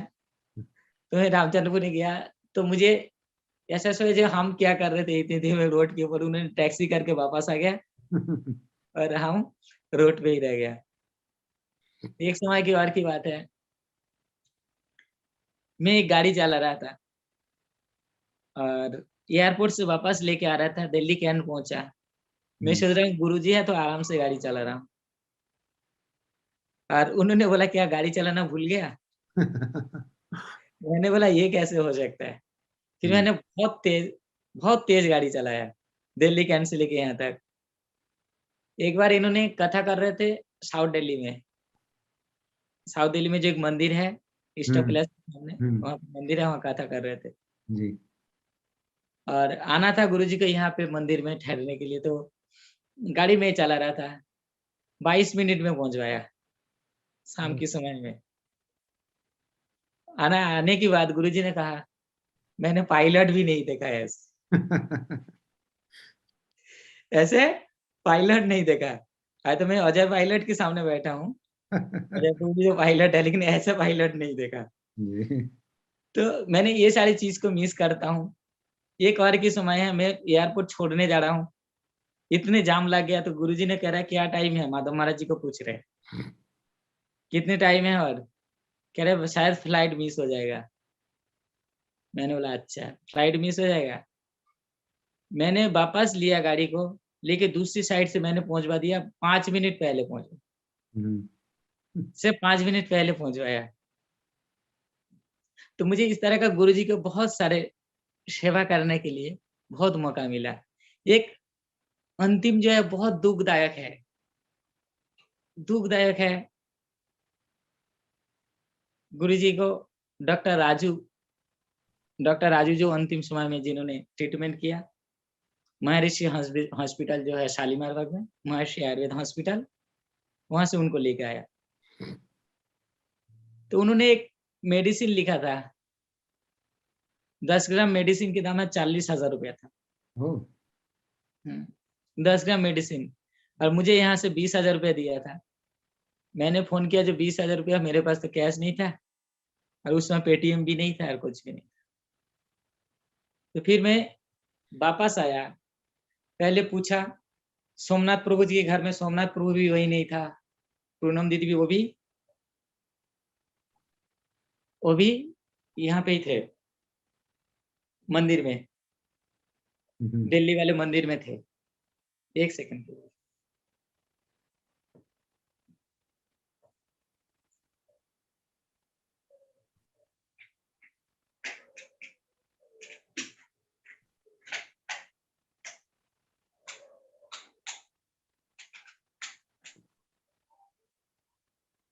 ठीक है भैया, लाइट ठीक हो गई अब। उन्होंने यहाँ पे थे, फिर मैं वापस आया, आकर के पैसा लेके जाके मेडिसिन लेके आया, मेडिसिन लेके आया, लाके मैंने माधव महाराज जी को दिया। तो ये सारे सेवा करने के तो मौका मिला, लेकिन दुख भी बहुत है। अंतिम समय में उनकी पता नहीं क्या लीला रही और कैसे हम लोगों को सेवा करने की कैसे भी मौका दिया है। और मैं तो चाहता हूँ आप लोग भी ऐसे आशीर्वाद करते रहना, हम पूरे जिंदगी गुरु जी के शरण में रह करके उनकी सेवा करते रहें, क्योंकि मुझे सेवा करने से एक ही खुशी होता है। छोटे छोटे चीजें मैंने देखा गुरु जी के साथ, जो मैं माधव महाराज जी को भी ये नहीं करना चाहूंगा, कहूंगा तो भी निंदा है। गुरु जी की कुछ समय में जब माधव महाराज जी नहीं रहते थे, मैं या दीजी प्रभु एक बार था, और फोर्टिस हॉस्पिटल से उन्होंने केवल डिस्चार्ज किया, आया, और पूनम दीदी ने दाल की पराठे बना के ले आया। उस बात मुझे हमेशा याद आते हैं। तो माधव महाराज जी तो था नहीं, दीज प्रभु ने खाना दिया, और गुरु जी ने नहा के आया, सुना दाल की पराठा आए हुए है, सिर्फ गुरु जी ने सुना दाल की पराठा आए हुए है। मैं तो किचन में था, गुरु जी प्रसाद पा रहे थे, मैं ऐसे ही खड़ा होके रहा, और दीज प्रभु प्रसाद दे रहे थे, मुझे बुलाया, मैं जैसे गया पास में, कह रहा माधव महाराज जी कहाँ है? मैंने जब बोला, मैंने माधव महाराज करके ढूंढा, माधव महाराज जी मिला नहीं। तब जाके दीज प्रभु को बोला आधी पराठा दे दे, दाल पराठा। सो आधे पराठा खाए गुरुजी, बहुत फास्ट खा लिया उस आधे पराठा, और दाल अगर प्लेट में जितने भी गिरे हुए थे वो भी पूरा साफ कर दिया, जिससे माधव महाराज जी को पता ना चले दाल पराठा। गुरुजी ने, इन्होंने इतने सारे सेवाएं हैं, गुरुजी को जितनी सारे सब्जियां, जितनी सारे चीज को पसंद है। दिल्ली में आया तो कहे आज क्या ले आया, आज क्या ले आया, मेरे से पूछा क्या ले आया सब्जी, महाराज जी ने? हाँ जी। सब्जी क्या लाया, मैंने बोला छोटे टिंडा, छोटे टिंडा। फिर उन्होंने दुखी होकर के फिर एक बार माधव महाराज जी की तरफ देखते हैं, माधव महाराज जी की तरफ देखते हैं, कभी कभी कर लेता हूँ ब्रोकली ले आया हूँ, कभी कहता हूँ बीन्स ले आया हूँ, कभी कहता मैंने बहुत सारे सब्जी लिया, मैंने कभी कभी ये कहता हूँ बहुत सारे सब्जी लिया, नाम नहीं लिया, नाम नहीं लिया, तो अब तो ठीक है। ऐसे इसमें कोई माधव महाराज जी की ये नहीं था, डॉक्टर ने जैसे गुरु जी को माधव महाराज जी ने बहुत सेवा की है, और उनके साथ रह करके भी हमने भी देखा कैसे उन्होंने गुरु जी की सेवा की, कैसे गुरु जी की सेवा किया। तो मैं भी ऐसे गुरु वैष्णव की अनुगत में रह करके उनके साथ सेवा करता रहूं। मेरे एक छोटे से और एक बात याद है, जब हमारा गुरु जी के साथ में जब मैं नवद्वीप में था, हमारे गुरु जी को शिमला मिर्च और आपेल बहुत पसंद है। सेब सेब उबाल के गुरु जी बहुत खाते, शिमला मिर्च। तब तो मुझे शिमला मिर्च पता ही नहीं था क्या होता, शिमला मिर्च पता नहीं था। तो मुझे एक बार बोला था जो शिमला मिर्च ले आना, तो मैंने मोटे वाले मिर्च लेकर आ गया, लंबे लंबे। अच्छा। मैंने मोटे वाले मिर्ची ले आया, तो मुझे बहुत डांट पड़े, बहुत डांट पड़े। इस तरह का त्रिविक्रम महाराज जी के साथ एक बार मैंने त्रिविक्रम महाराज जी को बहुत सारे खसखस की पोकड़े जो है ना, बोड़ा, पोस्तों का बोड़ा कहते हैं बंगाल में, क्योंकि वो बर्धमान के थे ना, जी। तो पोस्तों का बड़ा बहुत खाते थे। तो उनसे मैंने ये वाला सीखा भी हूँ। महाराज जी ने खुद सिखाया मुझे वो बनाना। कैसे, मैंने उनसे ये चीज सीखा हूँ। तो मेरे कहने की यही है, जो हम लोग गुरु की शरण में आए हैं और ऐसे सदगुरु चरण आश्रय किए हैं, और सदगुरु चरण आश्रय करके हम केवल एक ही जीवन, प्रभुपाद जी ने कहा, मंदिर में बिता दे, मंदिर में बिता दे, उसमें हमारा जीवन उद्धार हो जाएगा। आज जो हम संसार में जितने भी दुखी है प्रभु जी, संसार में हर जीव दुखी है, सुखी केवल भगवान के दास, सुखी केवल भगवान के दास है। आज हम लोग सदगुरु चरण आश्रय किए, और इसी सदगुरु चरण आश्रय करके अगर हम ये सोचते हैं जो हमें कुछ प्राप्त नहीं हुई, कुछ प्राप्त नहीं हुई, तो ये बात गलत है। इन्होंने भर भर के दिए हैं, हम लोग को भर भर के दिए हैं हर तरह का। हरि कथा में भी गुरु जी ने कहा, जी यहाँ बैठो, यहाँ बैठो, लेकिन मेरे में यही चीज की कमी है प्रभु जी, मैं कभी बैठता ही नहीं था, मैं कभी बैठता ही नहीं है।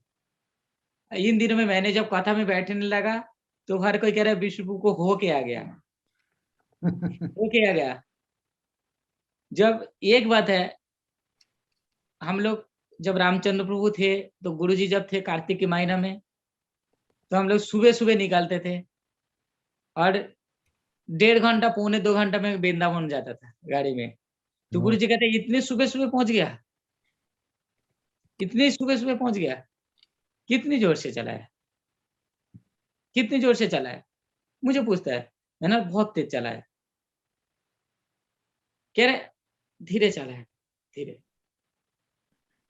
शिव प्रभु जी मुझे हर चीज की, गुरु जी की हर चीज, मैं यहाँ की बैठ बैठ के ना हर चीज को मिस करता हूँ। जब मैं उसी रोड से जाता हूँ, किसी को भी लेके एयरपोर्ट छोड़ने जाता हूँ, मैंने गुरु जी ने मुझे यहाँ इस बात कहा, मैं हमेशा बोलता हूँ, क्योंकि हमेशा इसी रोड में मैं उनको मिस करता हूँ, हमेशा इसी रोड में उनको मिस करता हूँ। उसके बाद मैं जब तीर्थ महाराज जी के साथ रहा, तीर्थ महाराज जी को मैंने एयरपोर्ट छोड़ने गया, तीर्थ महाराज जी को ले जाता हूँ, तो तीर्थ महाराज जी को मैंने यही बोलने लगा, गुरु जी ने यहाँ ये बोला,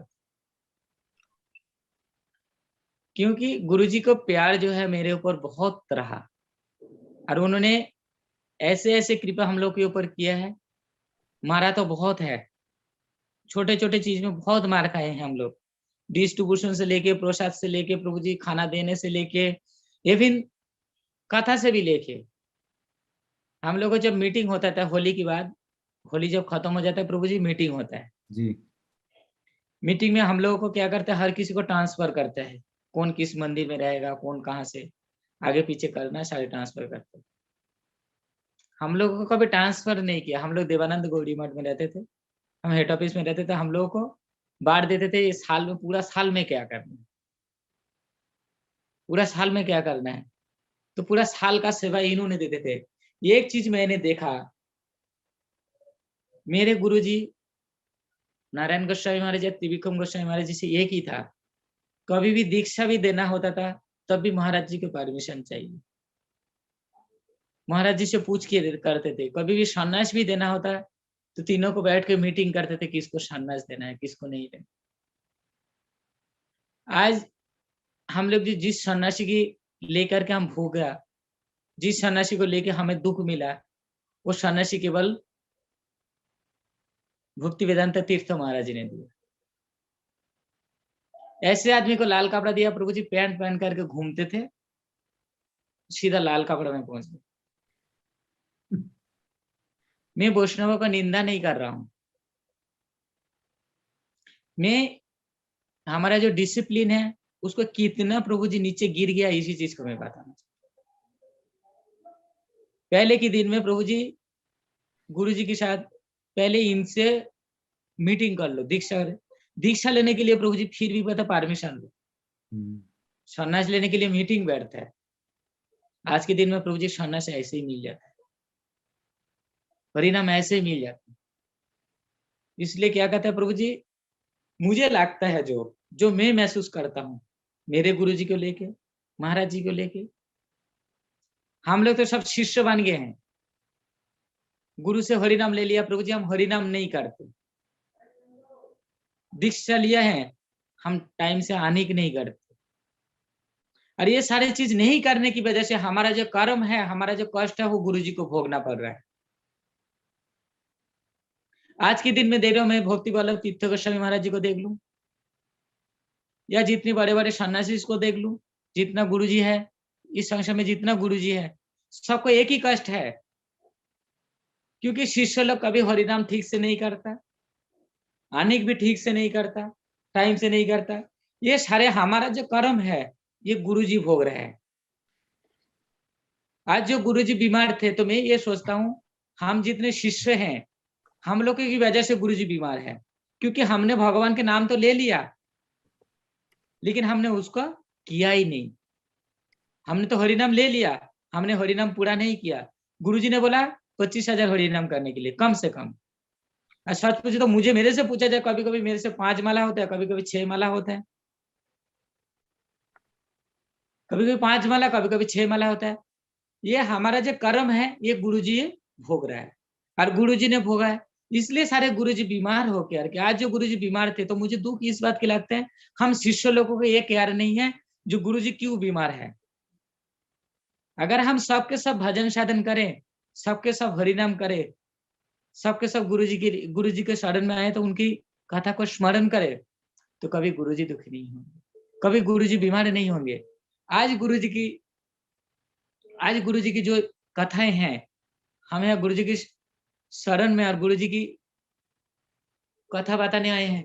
गुरुजी को नित्य लीला में जाते समय जो मुझे, मेरे जो ख्याल है, मैंने जो लास्ट जो मिला यहाँ पे मठ में, तो उनको प्रणाम करने के बाद उन्होंने से भी इतने ही कहा, और कहा ठीक रहना, मुझे से लास्ट में ठीक रहना, इतनी सी बात मुझे केवल सुनाई दिया था। आज मैं उसी चीज को स्मरण करूं, तो मुझे लग रहा है क्या, मैंने हरिनाम नहीं किया, इस वजह से मेरे गुरुजी बीमार थे।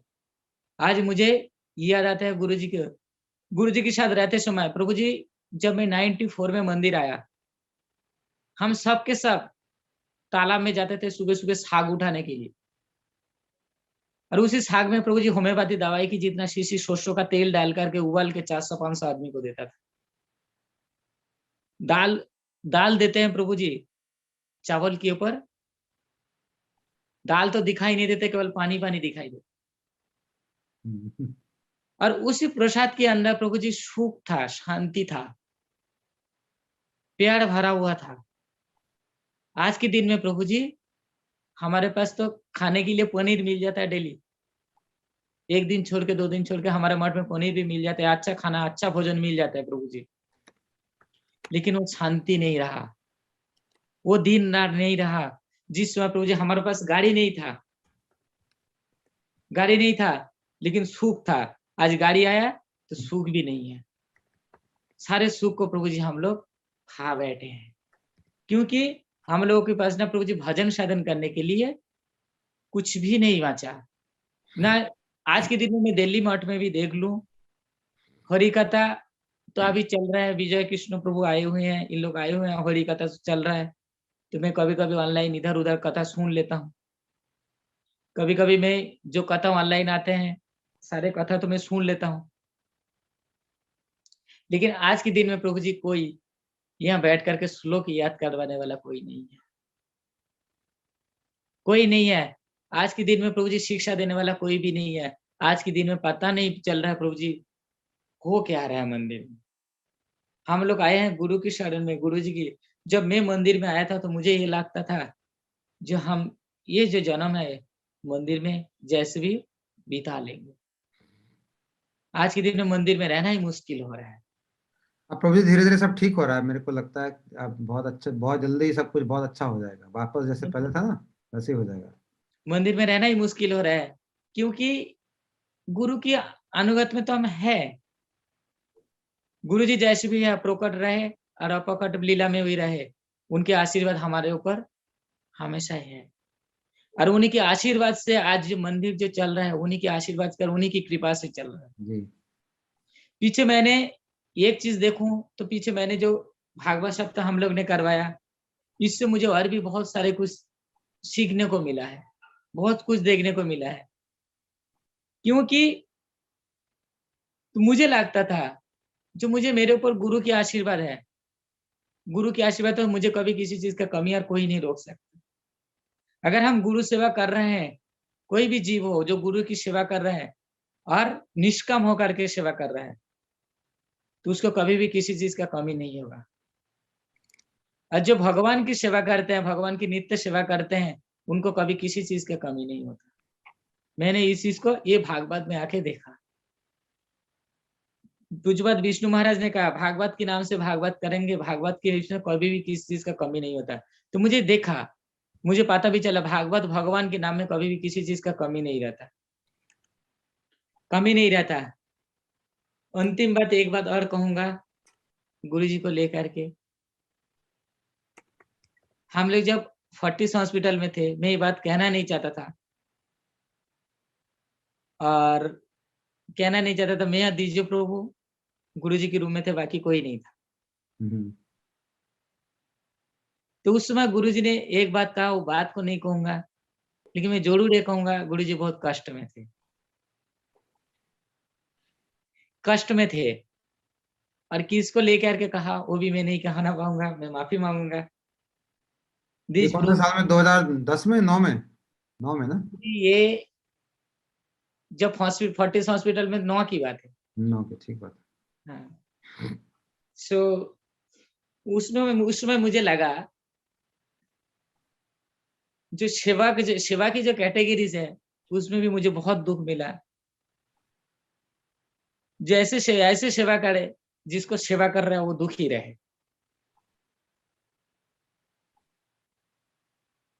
ऐसे सेवा करे जिसकी सेवा से वो दुखी रहे।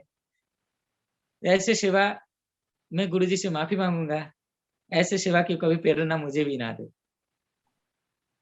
मुझे भी ना दे।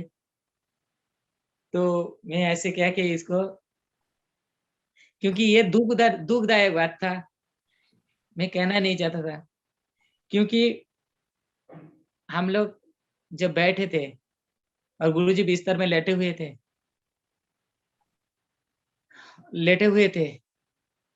हाथ में सुई। मुझे तो सच है, मुझे इंजेक्शन से बहुत डर लगता, तो मैंने ऐसे ही पूछ लिया, इंजेक्शन ऐसे लगा के क्यों रहते हो इतनी देर, कैसे रह लेते? जी। मुझे डर लगता था। इन दिनों में मुझे कुत्ते ने काटा तो मुझे 3 इंजेक्शन लगा, मेरे लाइफ में 3 इंजेक्शन यही लगा जो मुझे मेरे। तो मैंने पूछा था, तब उन्होंने बात बताया, तो मुझे बहुत दुख लगा, बहुत कष्ट लगा। तभी मुझे ये महसूस हुई, इन लोग ने जो गुरु सेवा किया, गुरु जी ने जैसे गुरु जी की सेवा किया, अगर हमारा गुरु जी को देखा जाए तो परम गुरु जी ने जेल में थे, उन्होंने खाना बना के लेके जाता था, खाना बना के लेके जाता था, तब दीक्षा भी नहीं हुई, दीक्षा भी नहीं हुई। फिर बाद में जेल से उन्होंने गुरु जी को दीक्षा दिया, नाम दिया। दीक्षा दिया। सो प्रभु जी ऐसे गुरु जी की सेवा किया, और हमारा दादा गुरु ने भी प्रभुपाद जी की ऐसे सेवा की। इस तरह का अगर देखा जाए तो हम लोग भी गुरु जी की सेवा करने के लिए उनकी शरण में आए हुए। आज जो हम मंदिर में बैठे हैं, उनकी शरण में बैठे हुए हैं। कुछ दिन पहले मुझे एक और ने भी बताया कि इस सोसाइटी का मेंबर भी बन जाओ। मैंने बोला मेंबर बन के क्या करना है? आप लोग मेरा, जब जितने दिन मेरा जिंदगी है, शरीर में प्राण है, मुझे कोई भी सेवा करने के लिए कहेंगे, मैं 24 घंटे के 24 घंटा आप लोगों के पास हाजिर हूँ। मुझे कोई भी सेवा कहेंगे, मैं तैयार हूँ सेवा करने के लिए। मेरे से जो सेवा होंगे मैं सेवा जरूर करूंगा। अब मैं मेरा पूरा लाइफ, आप लोग सब के सब मुझे आशीर्वाद करते रहे, मैं ऐसे गुरु जी की सेवा करते रहूं, जिन्होंने जैसे हमारा गुरु जी महाराज जी त्रिविक्रम महाराज जी, उनकी गुरु जी की सेवा किया, बहुत बढ़िया। उनकी गुरु जी की सेवा किया। इस तरह मैं भी इन ऐसे मेरे गुरु जी को सेवा करते रहूं। और मैं हमेशा, इसके अलावा भी एक और महाराज जी थे, गुरु जी के गुरु भाई है, हरिजन महाराज, भक्ति वेदांत हरिजन महाराज जी है। उन्होंने करंट उड़ीसा में कोरंड क्या एक जगह है, वहां पे मंदिर का इंचार्ज रहा। उनका भी सेवा मैंने किया। तो उनसे भी एक ही चीज मुझे मिला, कभी सेवा करते समय मन मैला और मन दुखी नहीं होना। सेवा करते समय हमेशा खुश होकर के सेवा करना। भले कुछ भी सेवा कर रहे हो, उसको मत देखो,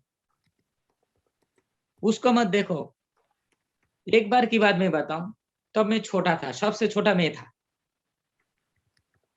और लेट्रिन का टैंकी जो है ना वो जाम हो गया था, और होली की समय था,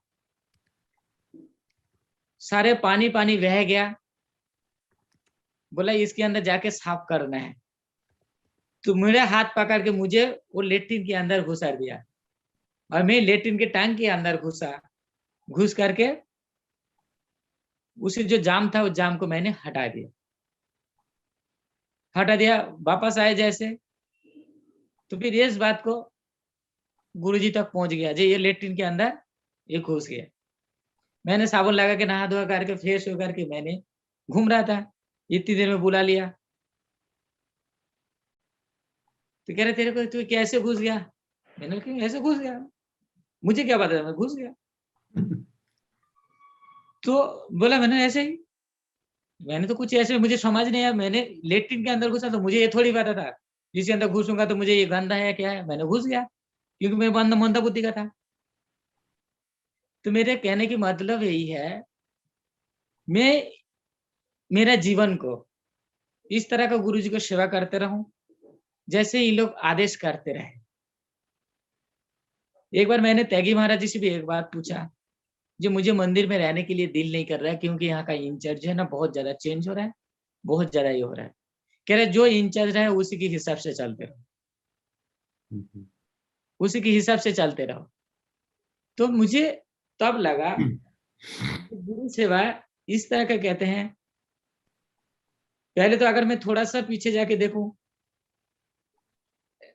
रामानुचार्य की जो गुरुजी थे, जमुनाचार्य, जमुनाचार्य जमुनाचार्य ने जब शरीर छोड़ा तब रामानुचार्य आया।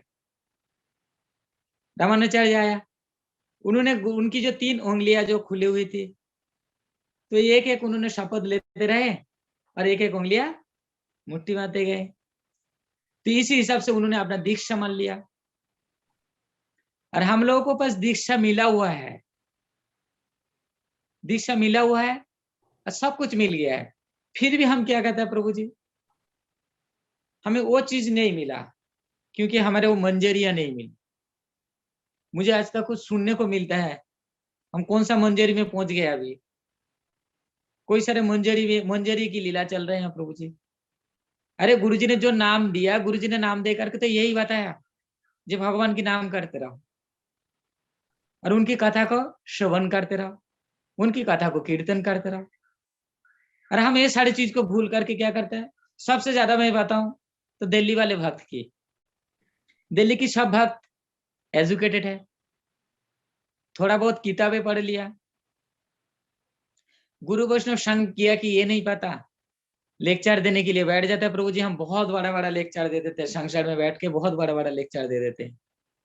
सन्यासी होकर के जो लेक्चर नहीं देता है वो गृहस्थ लोग बैठ बैठ के लेक्चर दे देते हैं, बहुत अच्छा लेक्चर देते हैं। हरि कथा बोलना बहुत अच्छी बात है, लेकिन प्रभु जी जब संसार को त्याग करके जब मंदिर में आकर के जो सन्यासी लोग बैठे हैं, जो सन्यासी लोग दे रहे हैं कथा, उसका श्रवण करने के लिए हमारे पास टाइम नहीं है, क्योंकि हम भी लेक्चर देने जा रहे हैं, हम भी कथा करने जा रहे हैं। तो मुझे देखने को मिलता है, इस तरह का कथा भी सुनने को मिलता है, तो मुझे बहुत खुशी होता है, जो बहुत प्रचार हो रहा है। और महाप्रभु ने भी ऐसे कहा है, उनके नाम कथा को प्रचार करें। और गुरुजी ने भी, आप लोग भी ऐसे ही, टाइम हो गया क्या? हाँ हो तो गया, लेकिन बोल सकते हो, थोड़ा तो बात को बोल दो, कोई बात नहीं। हम लोगों को ऐसे गुरुजी की कृपा करते रहे, हम उनकी सेवा करें, और मेरे अंदर ऐसे प्रेरणा गुरुजी जगाए जो मैं पूरा लाइफ उनकी सेवा करता रहूं, उनकी सेवा से वंचित ना करे, उनकी सेवा से वंचित नहीं करे। क्योंकि मैंने देखा मेरे गुरु की सारे लेकर चला गया, मैं अकेला रह गया, तो मैं ये सोचता हूँ मेरे ऊपर गुरु जी की विशेष कृपा है। एक बात और बताऊं, ये मेरे अंदर की बात है। जब मैंने दीक्षा लेने की समय आए थे, तो हमारा ग्रुप के जितने लड़के थे सब कह रहे आज दीक्षा होना है। तो मैंने बोला दीक्षा नहीं लेना, क्योंकि अभी मुझे पढ़ाई करना है। तो मैंने स्कूल चला गया, आकर के देखा जो सबको दीक्षा हो गया, कोई और नहीं बचा। तो मैंने जाके बोला मैं क्यों रहूं? तो मैंने जाके गुरुजी को बोला मुझे दीक्षा दो। कह रहे अभी नहीं हो सकता, अभी नहीं हो सकता। कह रहे क्यों? खाना खा लिया, शाम को 4 बजे आके बोला खाना खा लिया, नहीं होगा। मैंने बोला अभी दो। कह रहे नहीं कल सुबह आ जाना। जी। तो सुबह मैंने कभी मंगल आरती नहीं उठा, मेरे से मंगल आरती नहीं उठा जाता। अभी तो मैं डेली उठता हूँ। हम्म। दिल्ली में जब से आया तब से मैं डेली मंगल आरती उठता हूँ। अगर मंगल आरती नहीं आऊँ ना तभी मैं उठ जाता हूँ जरूर। तो मैंने बोल दूसरी दिन मैंने सुबह सुबह उठा, नहा धोया करके फ्रेश होके, गुरुजी ने तो उठा ही नहीं। मंगल आरती से पहले 2:30-3 बजे के आसपास सुबह सुबह मैंने उठ के दरवाजे के सामने जाके बैठ गया, मुझे दीक्षा लेना है, दीक्षा लेना है। तो इस तरह का हम लोग दीक्षा लिया। तो जोर जबरदस्ती जिसको कहता, उस समय गुरुजी ने मुझे कहा कि तुम्हारा ये भक्ति रहेगा नहीं। मैंने बोला ऐसे क्यों? मैंने पूछा ऐसे क्यों? कह रहे तुम वैष्णव के अनुगत में रहोगे तो भक्ति रहेगा। जब 2003 में हमारा लड़ाई हुई, सबके सब मंदिर से निकल गया, तब मैंने सोचा मैं क्या करूं। कार्तिक के महीना में आया परिक्रमा करने के लिए, महाराज जी ने बोला, तब मैंने सोचा कि मुझे अनुगत मिल गया, और उसी अनुगत में रह करके आज के दिन में मैं मंदिर में हूँ। तो मैं ये सोचता हूँ कि मैं सात गुरु, सात वैष्णव के अनुगत में हूँ, और इस अनुगत में रह करके मैं मेरे पूरे जीवन व्यतीत करना चाहता हूँ। और आप लोग भी ऐसे ही हमें कृपा करना जो मैं गुरु वैष्णव की चरण में रहूं और उनसे कृपा बने रहे हम पे। और इसके अलावा जितने हमारा महाराज जी वगैरह हैं, सबसे भी मैं ये प्रार्थना करता हूँ जो मेरे ऊपर जितने भी बोझ डाले, ऐसे कोई बोझ ना डाले जो मैं ना कर पाऊं, और मैं ऐसे सेवा भी करता रहूं जो मेरा पूरा जिंदगी सेवा में। वांछा कल्पतरुभ्यश्च कृपा सिन्धुभ्येव च पतितानां पावनेभ्यो वैष्णवेभ्यो। बहुत सुंदर प्रभु जी। हमने विश्वम्भर प्रभु को सुना, कितने दिल से उन्होंने बातें कही, गुरुदेव के बड़ी हृदय स्पर्शी बातें। किस तरह से उन रोडों पे जब ये निकलते हैं तो गुरुदेव की याद आती है, वो बातें कान में पड़ती हैं, सुनाई देती हैं। कैसे गुरुदेव इनको छू गए, ये इनके बातों से हमने सुना। बहुत अच्छा लगा प्रभु जी, और बहुत अच्छी अच्छी बातें भी आपने बताई। हाँ, बस की छत पे पिटाई जो हुई उसके बारे में आपने कहा, लेकिन फिर बाद में शाम को हरि कथा के लिए गुरुजी बुलाते, फिर उसके बाद मिठाई भी खिलाते थे। वैसे गुरुजी बड़े प्रेमी थे, बहुत ही प्रेमी, लेकिन डिसिप्लिन में भी रखते थे, ऐसा नहीं कि खुला छोड़ दिया। ये तो गुरु और माँ बाप का कर्तव्य है कि बच्चा सीधे रास्ते पे जाए और उसका कल्याण हो। जो लोग ऐसे पिटाई नहीं करते वो अच्छे नहीं ज्यादा, क्योंकि वो बच्चों को ध्यान नहीं देते। तो ये तो इसका मतलब गुरुजी को बहुत चिंता है हर शिष्य की, इसलिए उनको ठीक रास्ते पे तुरंत करते हैं। तो ये इससे गुरुजी का प्रेम ही झलकता है। और फिर जब प्रसाद होता, आपने कहा लाइन में गुरुजी चेक करते थे कौन आया कौन नहीं आया, और जो नहीं आया उससे पूछते थे क्या कारण हुआ, क्यों नहीं आया, कोई बीमार है, किसी को कुछ हो गया। एक एक व्यक्ति का ध्यान रखना, यही तो प्रेम की निशानी है। किसी को भूलते नहीं थे महाराज जी की, सब इम्पोर्टेंट है, एक एक व्यक्ति इंपॉर्टेंट है। और गुरुजी के सामने जब आप बजा के बैठो तो लगता था आप ही सबसे इम्पोर्टेंट। इतनी गुरुदेव आपको महत्व देते थे कि छोटे से व्यक्ति को भी, एक गृहस्थ छोटा सा हम जैसे व्यक्ति भी जाते थे गुरुजी के सामने तो इतनी इंपॉर्टेंस, इतनी अटेंशन देके बात करते थे। तो ये उनकी एक गुण था इनका बहुत बड़ा। और आपने कहा कि आपने गुरुजी से पूछा कि आ, हम लोग संचय क्यों करते हैं, मठ में आके भी संचय बुद्धि क्यों रहती है। तो ये आप गुरुजी ने जवाब दिया, बड़ा अच्छा लगा मुझे। और ये बहुत हम लोग को भी सोचना चाहिए इसके बारे में।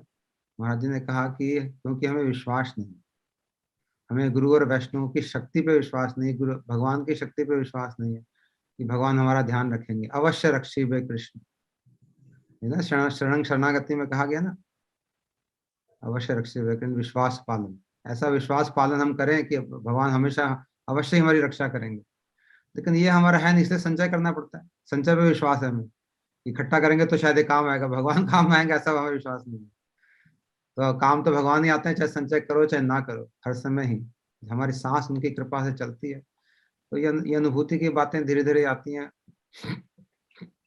और भक्ति इसके बाद ही शुरू होती है। तो शरणागति, शरणागति तो भक्ति का एंट्री है, सबसे पहला स्टेप है। तो अभी हमारी शरणागति भी नहीं हुई ठीक से, हम किसी तरह से गिरते पड़ते अपना कुछ काम कर रहे हैं, लेकिन शरणागति भी ठीक से नहीं हुई, मैं समझता हूँ।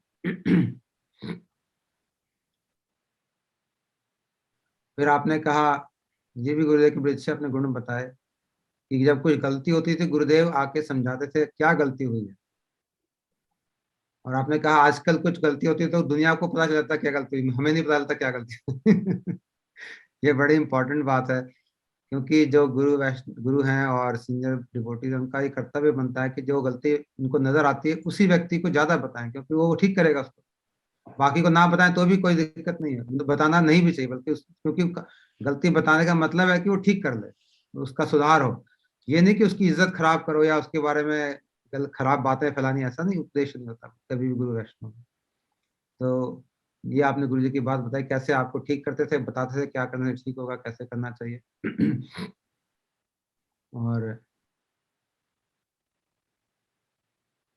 हाँ, आपने ये भी कहा कि जो लोग मठ में आते हैं इनका पैसा नहीं होता या कुछ कमी के कारण आते हैं, जब वो कमी पूरी हो जाती है तो वो चले जाते हैं वापस। लेकिन जो लोग का पेट भरा होता है, सब कुछ भरा होता है, खाली भगवान के प्रेम के लिए आते हैं, वो लोग टिक जाते हैं। ये बात सही है, क्योंकि कुछ लोग तो रोटी कपड़े के लिए आते हैं, तो उन्हें मिल जाता है तो उनका काम खत्म हो जाता है, क्योंकि कुछ हेतु था, कुछ कारण था, भगवान से प्रेम तो था नहीं, इसलिए फिर उनको रहने का क्या मतलब नहीं करता। लेकिन हाँ, जो लोग सचमुच भगवान के प्रेम के लिए आते हैं या गुरु सेवा के लिए आते हैं, वो लोग तो टिकते हैं। और आपने कहा हर कोई बोलने के लिए आते हैं, ये बात ठीक है। हम लोग की बोलने में बड़ी लालसा है, सुनने की नहीं है। बल्कि वैष्णव का तो सुनने की लालसा होनी चाहिए, जितना हम सुनेंगे उतना ही हमारा कल्याण होगा। जो चीज हम सुन के प्राप्त करते हैं, बोल के नहीं प्राप्त होती कभी भी, क्योंकि बोलने वाली चीज तो हमें पता ही है, सुनने वाली चीज ऐसी है जो हमें नहीं भी पता हो सकती। बहुत सारी चीज हम नई नई सुनते हैं, उन्नत वैष्णव से सुनते हैं, तो सुनने की जो गुण है बहुत अच्छा गुण है। हमने गुरु जी को देखा इसके मामले में, जब भी अनेक सभाओं में रूप गोस्वामी कॉन्फ्रेंस होती थी, गुरुदेव सबसे अच्छा बोलते थे और खूब बोल सकते थे, लेकिन बोलते नहीं थे। 2-3 घंटे बैठ के सुनते थे सबकी बातें, और लास्ट में सिर्फ 15 मिनट बोलते थे। तो ये उनका इतना बड़ा गुण है, जिसके अंदर इतना माल भरा पड़ा है, गुरुदेव जैसे जो मंजरी स्वरूप हैं, जो सब कुछ अनुभूति करके बैठे, वो एकदम शांत रहते, सुनते थे। किन लोगों की सुन रहे हैं? अपने से जूनियर लोगों की, जिनकी कुछ भी मतलब कम अनुभूति है, उनसे काफी कम कह सकते हैं, उनकी बैठ के ध्यान से सुनते थे, और फिर लास्ट में 10 मिनट 15 मिनट बोल के चले जाते। ऐसा ऐसा गंभीर और ऐसा उनका, इसी को तो कहते हैं वाचो वेगम। रूप गोस्वामी ने कहा सबसे पहले यही, पहले श्लोक का पहला शब्द वाचो वेगम, बोलने पे कंट्रोल करना।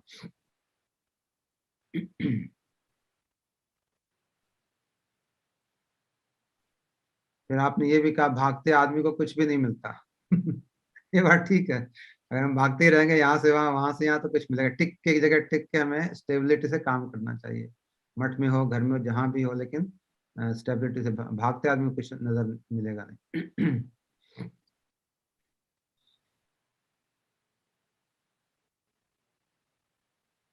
फिर आपने बड़ी अच्छी, गुरुदेव की बड़ी ही प्यारी बात बताई, कैसे गुरुदेव ने आधा दाल परोठा मांगा माधव महाराज जी के बारे में पूछ के। तो ये दिखाता है गुरुदेव माधव महाराज जी का भी कितना प्रेम करते हैं, रेस्पेक्ट करते हैं।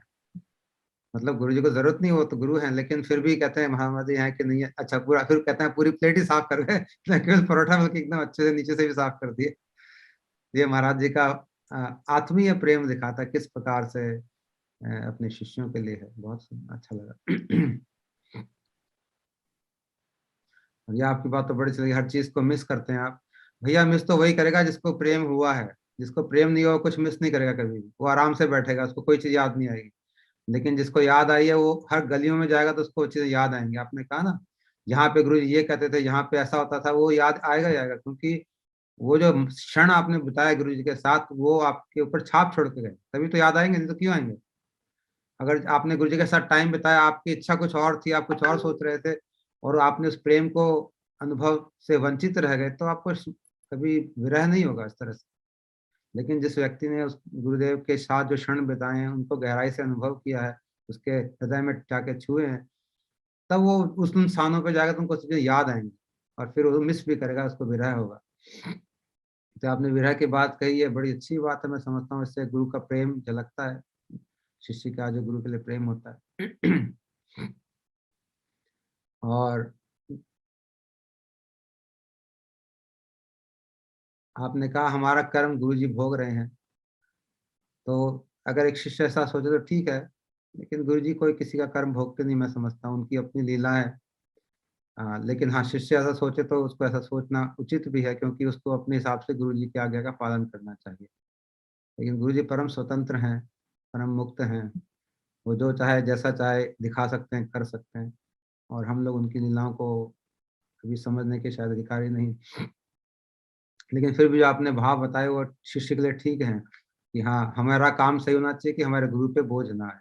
जो गुरु जी ने बात बोला उसको हम वैसे के वैसे एज इट इज फॉलो करें अपने गुरु के लिए, गुरु की आज्ञा है।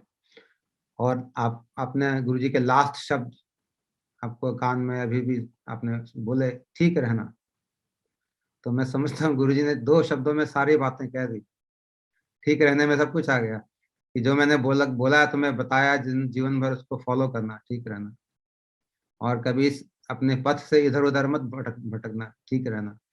तो देखो गुरु जी ये 2 शब्दों में सारी बात कह देते, ठीक रहना बोल दिया, बस सब कुछ आ गया उसके अंदर, आप समझ लो उसको, ठीक।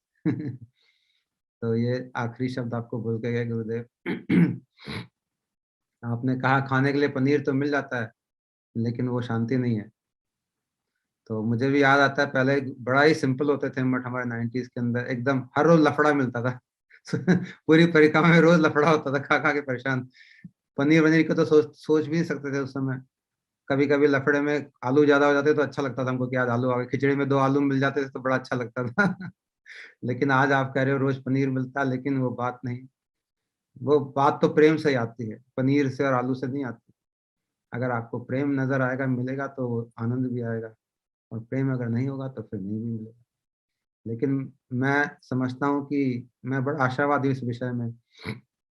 मुझे लगता है गुरुदेव सब चीज़ धीरे-धीरे ठीक कर रहे हैं, और बहुत जल्दी सब कुछ बहुत अच्छा हो जाएगा। बड़ा ही होपफुल हूँ मैं, और हमारे विजय प्रभु बड़े ही सक्षम और बड़े ही अनुभवी और बड़े ही अच्छे, उनका चरित्र और सब कुछ बड़ा अच्छा है। और वो अब मंदिर को सँभाल रहे हैं, तो जब लीडर अच्छा हो जाता है ऊपर, और सब चीज़ें ऑर्गनाइज़ हो जाती हैं, तो चीज़ें अपने आप ठीक हो जाती हैं। तो आप चिंता ना करें इस विषय में, आपको यही बोलना चाहूँगा। हर चीज़ बड़ी जल्दी बहुत अच्छी हो जाएगी, और फिर आपको वैसा ही आनंद आएगा जैसा पहले आता था। क्योंकि तो प्रेम की बात है, जहाँ प्रेम होगा वहाँ पे आनंद भी होगा। फिर आपने ये बात कही, निष्काम होकर सेवा करने से कभी भी किसी चीज़ की कमी नहीं होती। या आपने अभी-अभी का अनुभव बताया, मुझे लगता है ये कथा जो हुई उसी का बता रहे थे ना प्रभु जी? भागवत कथा जो हुई शायद उसके बारे में बता रहे थे। तो ये बात ठीक है, अगर हम कोई भगवान की कोई भी सेवा करेंगे तो उसमें कभी कमी नहीं होगी किसी भी बात की।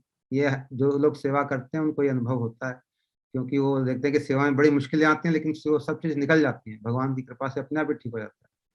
तो ये कोई कमी हो नहीं सकती कभी भी। और आपने लास्ट में कहा भक्ति अनुगत्य में रहकर ही होती है, और ये बात एकदम ठीक है। हर समय हर व्यक्ति को अनुगत्य में रहना चाहिए, हमेशा ही। बिना अनुगत्य के भजन का मार्ग नहीं है। और आपने ऐसी प्रार्थना की आखिर में, भक्ति अनुगत्य में रहकर आपको गुरुदेव सेवा देते रहें। और आप तो हमेशा सेवोन्मुख हैं, मैंने देखा है प्रभु जी, एक तरह से गो गेटर हैं मठ के। यानी कि कोई प्रॉब्लम आती है, कोई चीज़ जल्दी चाहिए, तो प्रभु जी बहुत सुपर फास्ट काम करते हैं। न केवल गाड़ी तेज चलाते हैं, बल्कि काम भी बहुत तेज करते हैं, मैंने देखा है। अगर कुछ काम करना हो, फटाक से करना हो, तो बहुत एक्टिव, बहुत फास्ट, फटाफट, और कोई भी प्रॉब्लम आए उसको तुरंत ठीक करके मैनेज कर लेते हैं किसी न किसी तरह से। तो इनका बहुत बड़ा गुण है ये, जल्दी से चीज़ों को कर देना, निपटा देना। और इस गुण के कारण मठ में भी बहुत सेवाएँ ये करते हैं, और बहुत मठ में डिपेंड भी करते हैं इनके ऊपर, क्योंकि हर जगह, हर चीज़ में मैनेजमेंट में प्रभु जी बहुत सेवा करते हैं। और देखो, कम उम्र में आके मठ में जीवन बिताना कोई आसान काम नहीं है। जो लोग वहाँ पे रहते हैं वही जानते हैं। घर में तो बहुत तरह तरह की चीजें होती हैं, लोग होते हैं, लेकिन मठ में एक माहौल एकदम अलग होता है। और प्रभु जी इतने 10 साल से, जैसे इन्होंने बताया, जब से मठ में टिके हुए, इनके साथ वाले सारे चले गए, तो ये भी मैं समझता हूँ बड़ा अचीवमेंट है। जैसा कि प्रभुपाद जी कहते थे, एक जीवन अगर पूरा मठ में निकल गया तो काफी उससे कल्याण हो जाएगा। तो प्रभु जी उस रास्ते पे जा रहे हैं, और बड़ा अच्छा लगा इनको देख के। इनके गुरुदेव के प्रति जो संबंध इन्होंने, इनकी बातों से हमें पता चला, वो बहुत गहरा और बहुत प्रेम भरा संबंध था। गुरु जी की भी इनके ऊपर बड़ी कृपा थी। और लास्ट में इनको आशीर्वाद दे गए, ठीक रहना बोल गए। तो अच्छा लगा प्रभु जी, बहुत बहुत धन्यवाद। और गुरुदेव की याद आपने दिला दी हमको। हम जब किसी की मेमोरी सुनते हैं, यादें सुनते हैं, तो अपनी भी याद साथ में आ ही जाती है कि हमारे साथ भी इस रोड पे ये किया था, ऐसा ऐसा हुआ था। तो अच्छा लगा। और कल हम लोग का विशेष दिन है। शाम को हमारे साथ हमारे रवि प्रभु होंगे। जो लोग नहीं जानते, वो संजय प्रभु के जो भाई हैं, तो वो आएंगे और अपने बारे में, और जो भी उनके परिवार के लोग आएंगे सब उनके बारे में बताएंगे। और हो सकता है संजय प्रभु के बारे में भी कुछ बताएं, क्योंकि तो है तो भाई भाई, तो साथ कैसे बचपन उनका कैसा रहा, क्या क्या, वो सब हम उनसे पूछेंगे। और रमा जी कुछ कहना चाहती हैं, तो रमा जी आप कह सकती हैं अपने अनम्यूट करके। हरे कृष्णा प्रभु हरे जी, कृष्ण। दंडवत प्रणाम। ठीक आप है। सभी वैष्णव को भी दंडवत प्रणाम। हाँ जी प्रभु जी, मैं ठीक हूँ। आप सुनाइए। बोलिए दीदी। मैं ना अपने उन्होंने बड़ा सुंदर तरीके से ना उसके बारे में बोलना चाहूंगी। एक बार हमारी है ना ट्रेन मिस हो गई थी, और प्रभु जी ने हमें देखा तो बोला कि अरे दीदी आप यहाँ कैसे। मैंने बोला कि हमारी तो ट्रेन छूट गई। और हमने है ना किसी एजेंट से है ना 7,000 रुपए में 2 टिकटें खरीदी। और प्रभु जी अपने मतलब अपनी तैयारी नहीं कर रहे। उनका है ना तकरीबन 250 लोगों को दिल्ली से उनको लेके जाना था, लेकिन उन 250 लोगों को छोड़ के और वो मेरे पति देवता के साथ उस एजेंट के पास गए, और उन्होंने इन्होंने वहां पर एजेंट से झगड़ा किया है ओ। कि भाई इन वैष्णव के पैसे वापस कर दो प्लीज। मतलब वैष्णव है नहीं, बस अभी गुरुदेव ने पकड़ा ही है हाथ, और ये वहां पर है ना झगड़ा कर रहे हैं कि इनके पैसे वापस कर दो, वापस कर दो। लेकिन वहां पर एजेंट कहाँ मानने वाले थे। उसके बाद प्रभु जी हमें तकरीबन 4 बजे के आसपास की ट्रेन थी, जहां तक मुझे याद है। हमारी 12 बजे वाली ट्रेन थी, छूट गई। जिसमें प्रभु जी जा रहे थे सभी वैष्णव को लेके, वो 4 बजे वाली ट्रेन थी। और प्रभु जी हमें साथ लेके आए हैं दोनों को कि हम कैसे भी मैनेज करेंगे, आप चलिए। और वहां पर तमाल प्रभु जी थे जो दिल्ली वाले हैं, उनसे बात करी कि हाँ ऐसे ऐसे मैनेज करेंगे। प्रभु जी ने भी हाँ करा, ठीक है हम कैसे भी बिठा के लेके जाएंगे, लेकिन छोड़ेंगे नहीं। और प्रभु जी को इतना चिंता थी हमारी उस समय पे, जिसमें मैं प्रभु जी से सिर्फ 2 या 3 बार ही मिली थी दिल्ली मठ में। हाँ उनको इतनी चिंता थी, लेकिन वहां पे ना अपने योगी महाराज जी का डंडा काफी चलता था। उन्होंने ट्रेन में चढ़ने ही नहीं दिया। आपको आपको फिर प्रभु जी बोल रहे हैं कि कोई बात नहीं दीदी, आप जो भी आपने ट्रेन, रात की 9 बजे वाली ट्रेन थी, आप जी उससे ही आइए। लेकिन उनको ये चिंता थी कि वो ट्रेन हमें तीसरे दिन पहुंचाएगी, लेकिन जिस ट्रेन में प्रभु जी थे वो ट्रेन प्रभु जी के साथ हमें अगले दिन ही पहुंचा देती। उनको इतनी चिंता थी उस समय। और जैसे ही हम दिल्ली वहां पर नवदीप मठ में पहुंचे हैं, प्रभु जी दरवाजे के सामने ही खड़े थे। मतलब मुझे ऐसा हो रहा था, मतलब उस टाइम पे ना वो जैसे वैष्णव से सुनते हैं कि गुरुदेव कैसे अपने शिष्य लोगों की चिंता करते हैं। प्रभु जी बिल्कुल गेट के सामने खड़े हैं, और देखते ही भागे हैं, दौड़े हैं, अरे आप लोग आ गए। हाँ, और उन्होंने हमें रूम की चाबी दी है कि ये है ना हॉल है ऊपर, आप वहां पे चले जाइए। सभी वैष्णव लोग इधर उधर गए हैं और आप प्रसाद पाइए। और इन्होंने ना मतलब सोचो कि बस हमारी ही गलती के कारण हुआ वो कि हम लेट पहुंचे हैं। और इनको मतलब गुरुदेव है ना कृपा ही करते हैं ये। तो इनको हर समय आपने प्रसाद पाया, दोपहर वाला प्रसाद पाया, अभी आप ठीक हैं, जाने की व्यवस्था कैसे हुई, इस तरीके से ख्याल रखते हैं। तो इन्होंने बहुत मतलब ये सभी की हेल्प ऐसे करते हैं। और अभी अपना कौन सा प्रोग्राम था प्रभु जी, अभी दिल्ली मठ में ही गुरु जी की तिथि थी, गुरुदेव की तिथि। गुरुदेव की तिथि थी। हाँ जी गुरुदेव की तिथि। प्रभु जी को नहीं पता मैं कहाँ से आती हूँ या क्या है, कुछ नहीं। हाँ जी लेकिन ये गुरुदेव की प्रेरणा ही है। मैं गड़बड़ करती हूँ, क्या गड़बड़ करती हूँ, मुझे 2 घंटे लगते हैं घर से मठ तक जाने में, और वापिस भागना है तो बस मिलना बड़ा मुश्किल। तो मैं कभी पीछे के दरवाजे से घुसती हूँ, कभी आगे के दरवाजे से घुसती हूँ। और मेरे साथ उस दिन 5 लोग थे और मैं पीछे वाले दरवाजे से नीचे आती हूँ। तो जैसे प्रभु जी ने बताया ना, गुरुदेव शासन करते हैं और फिर मिठाई भी खिलाते हैं, ऐसे ही पीछे के दरवाजे से मैं अंदर घुसी तो इन्होंने मुझे डांट लगाई कि ऐसे कैसे कर रहे हो, सभी ऐसे बोलेंगे। और फिर डांट लगा के मैंने 5 लोगों को चुपके से अंदर करा। और फिर जैसे लाइन लगी हुई है, बहुत लंबी लाइन लगी हुई है, तो प्रभु जी ऐसे नहीं मिलेगा प्रसाद, ये होगा वो होगा, और फिर चुपके से इशारा करते चलो जल्दी से ले लो। अब मुझे नहीं पता कि गुरुदेव ने इनको क्या बता रखा है कि ये दूर से आती है, क्या है क्या नहीं, लेकिन वो डांट भी देते हैं और फिर जल्दी से प्रसाद भी दे देते हैं, तो गुरुदेव जैसे मिठाई खिलाते थे। धन्यवाद प्रभु जी, आपकी बहुत बहुत बढ़िया। सुंदर लगी बातें। और प्रभु जी बहुत हेल्पफुल है, सबके साथ ही ऐसे हैं, खाली मेरे साथ नहीं, मेरी बेटी को तो जानते भी नहीं है, लेकिन है ना उनको पता है कि इनके साथ आती है, तो उससे भी प्रसाद पा लिया तुमने, सीधा ऐसे बोलते हैं। तो हमारे सभी वैष्णव लोग बहुत बहुत कृपालु दयालु, और विशु प्रभु जी तो अपने दिल्ली के है ही एकदम से। बहुत अच्छा वो दीदी, आपने रसोई जब है, जैसे जैसे वो है ना अपने प्रेमानंद प्रभु जी है ना, जी प्रेमानंद प्रभु जी का होता है, जाते ही है ना बोलेंगे कि प्रसाद पा लिया, ऐसे ही दिल्ली मठ में जाते ही विशु प्रभु जी बोलते हैं प्रसाद पा लिया। बहुत बहुत बहुत धन्यवाद प्रभु जी, बहुत धन्यवाद। अच्छा लगा मुझे रमा दीदी की बात सुन के। हरे और कृष्ण। मैं तो आप सबसे भी अनुरोध करूंगा कि आप जो वैष्णव प्रोग्राम पे आते हैं और आप उनके बारे में कुछ जानते हैं या उन्होंने आपके जीवन में कुछ छाप छोड़ी है, जैसे कि दीदी ने भी बताया, तो अवश्य ही बताएं, क्योंकि उसका अच्छा लगता है हमें भी सुनने को, और वैष्णव को भी अच्छा लगता है जो और इससे पता भी चलता है कि उनके चरित्र का, कि किस तरह से प्रभु जी सेवा कर रहे हैं। क्योंकि सेवा मुख्य है, कथा तो ठीक है, लेकिन सेवा नहीं है तो फिर उसका वो सेवा के साथ होना चाहिए। और ये सेवा जो व्यवहार प्रभु जी ने किया, अब दीदी की जीवन भर उनको याद रहेगा, भूलेंगे थोड़ी कभी, किस तरह से ट्रेन में सामने खड़े मिले, हमको हेल्प करी, ये किया।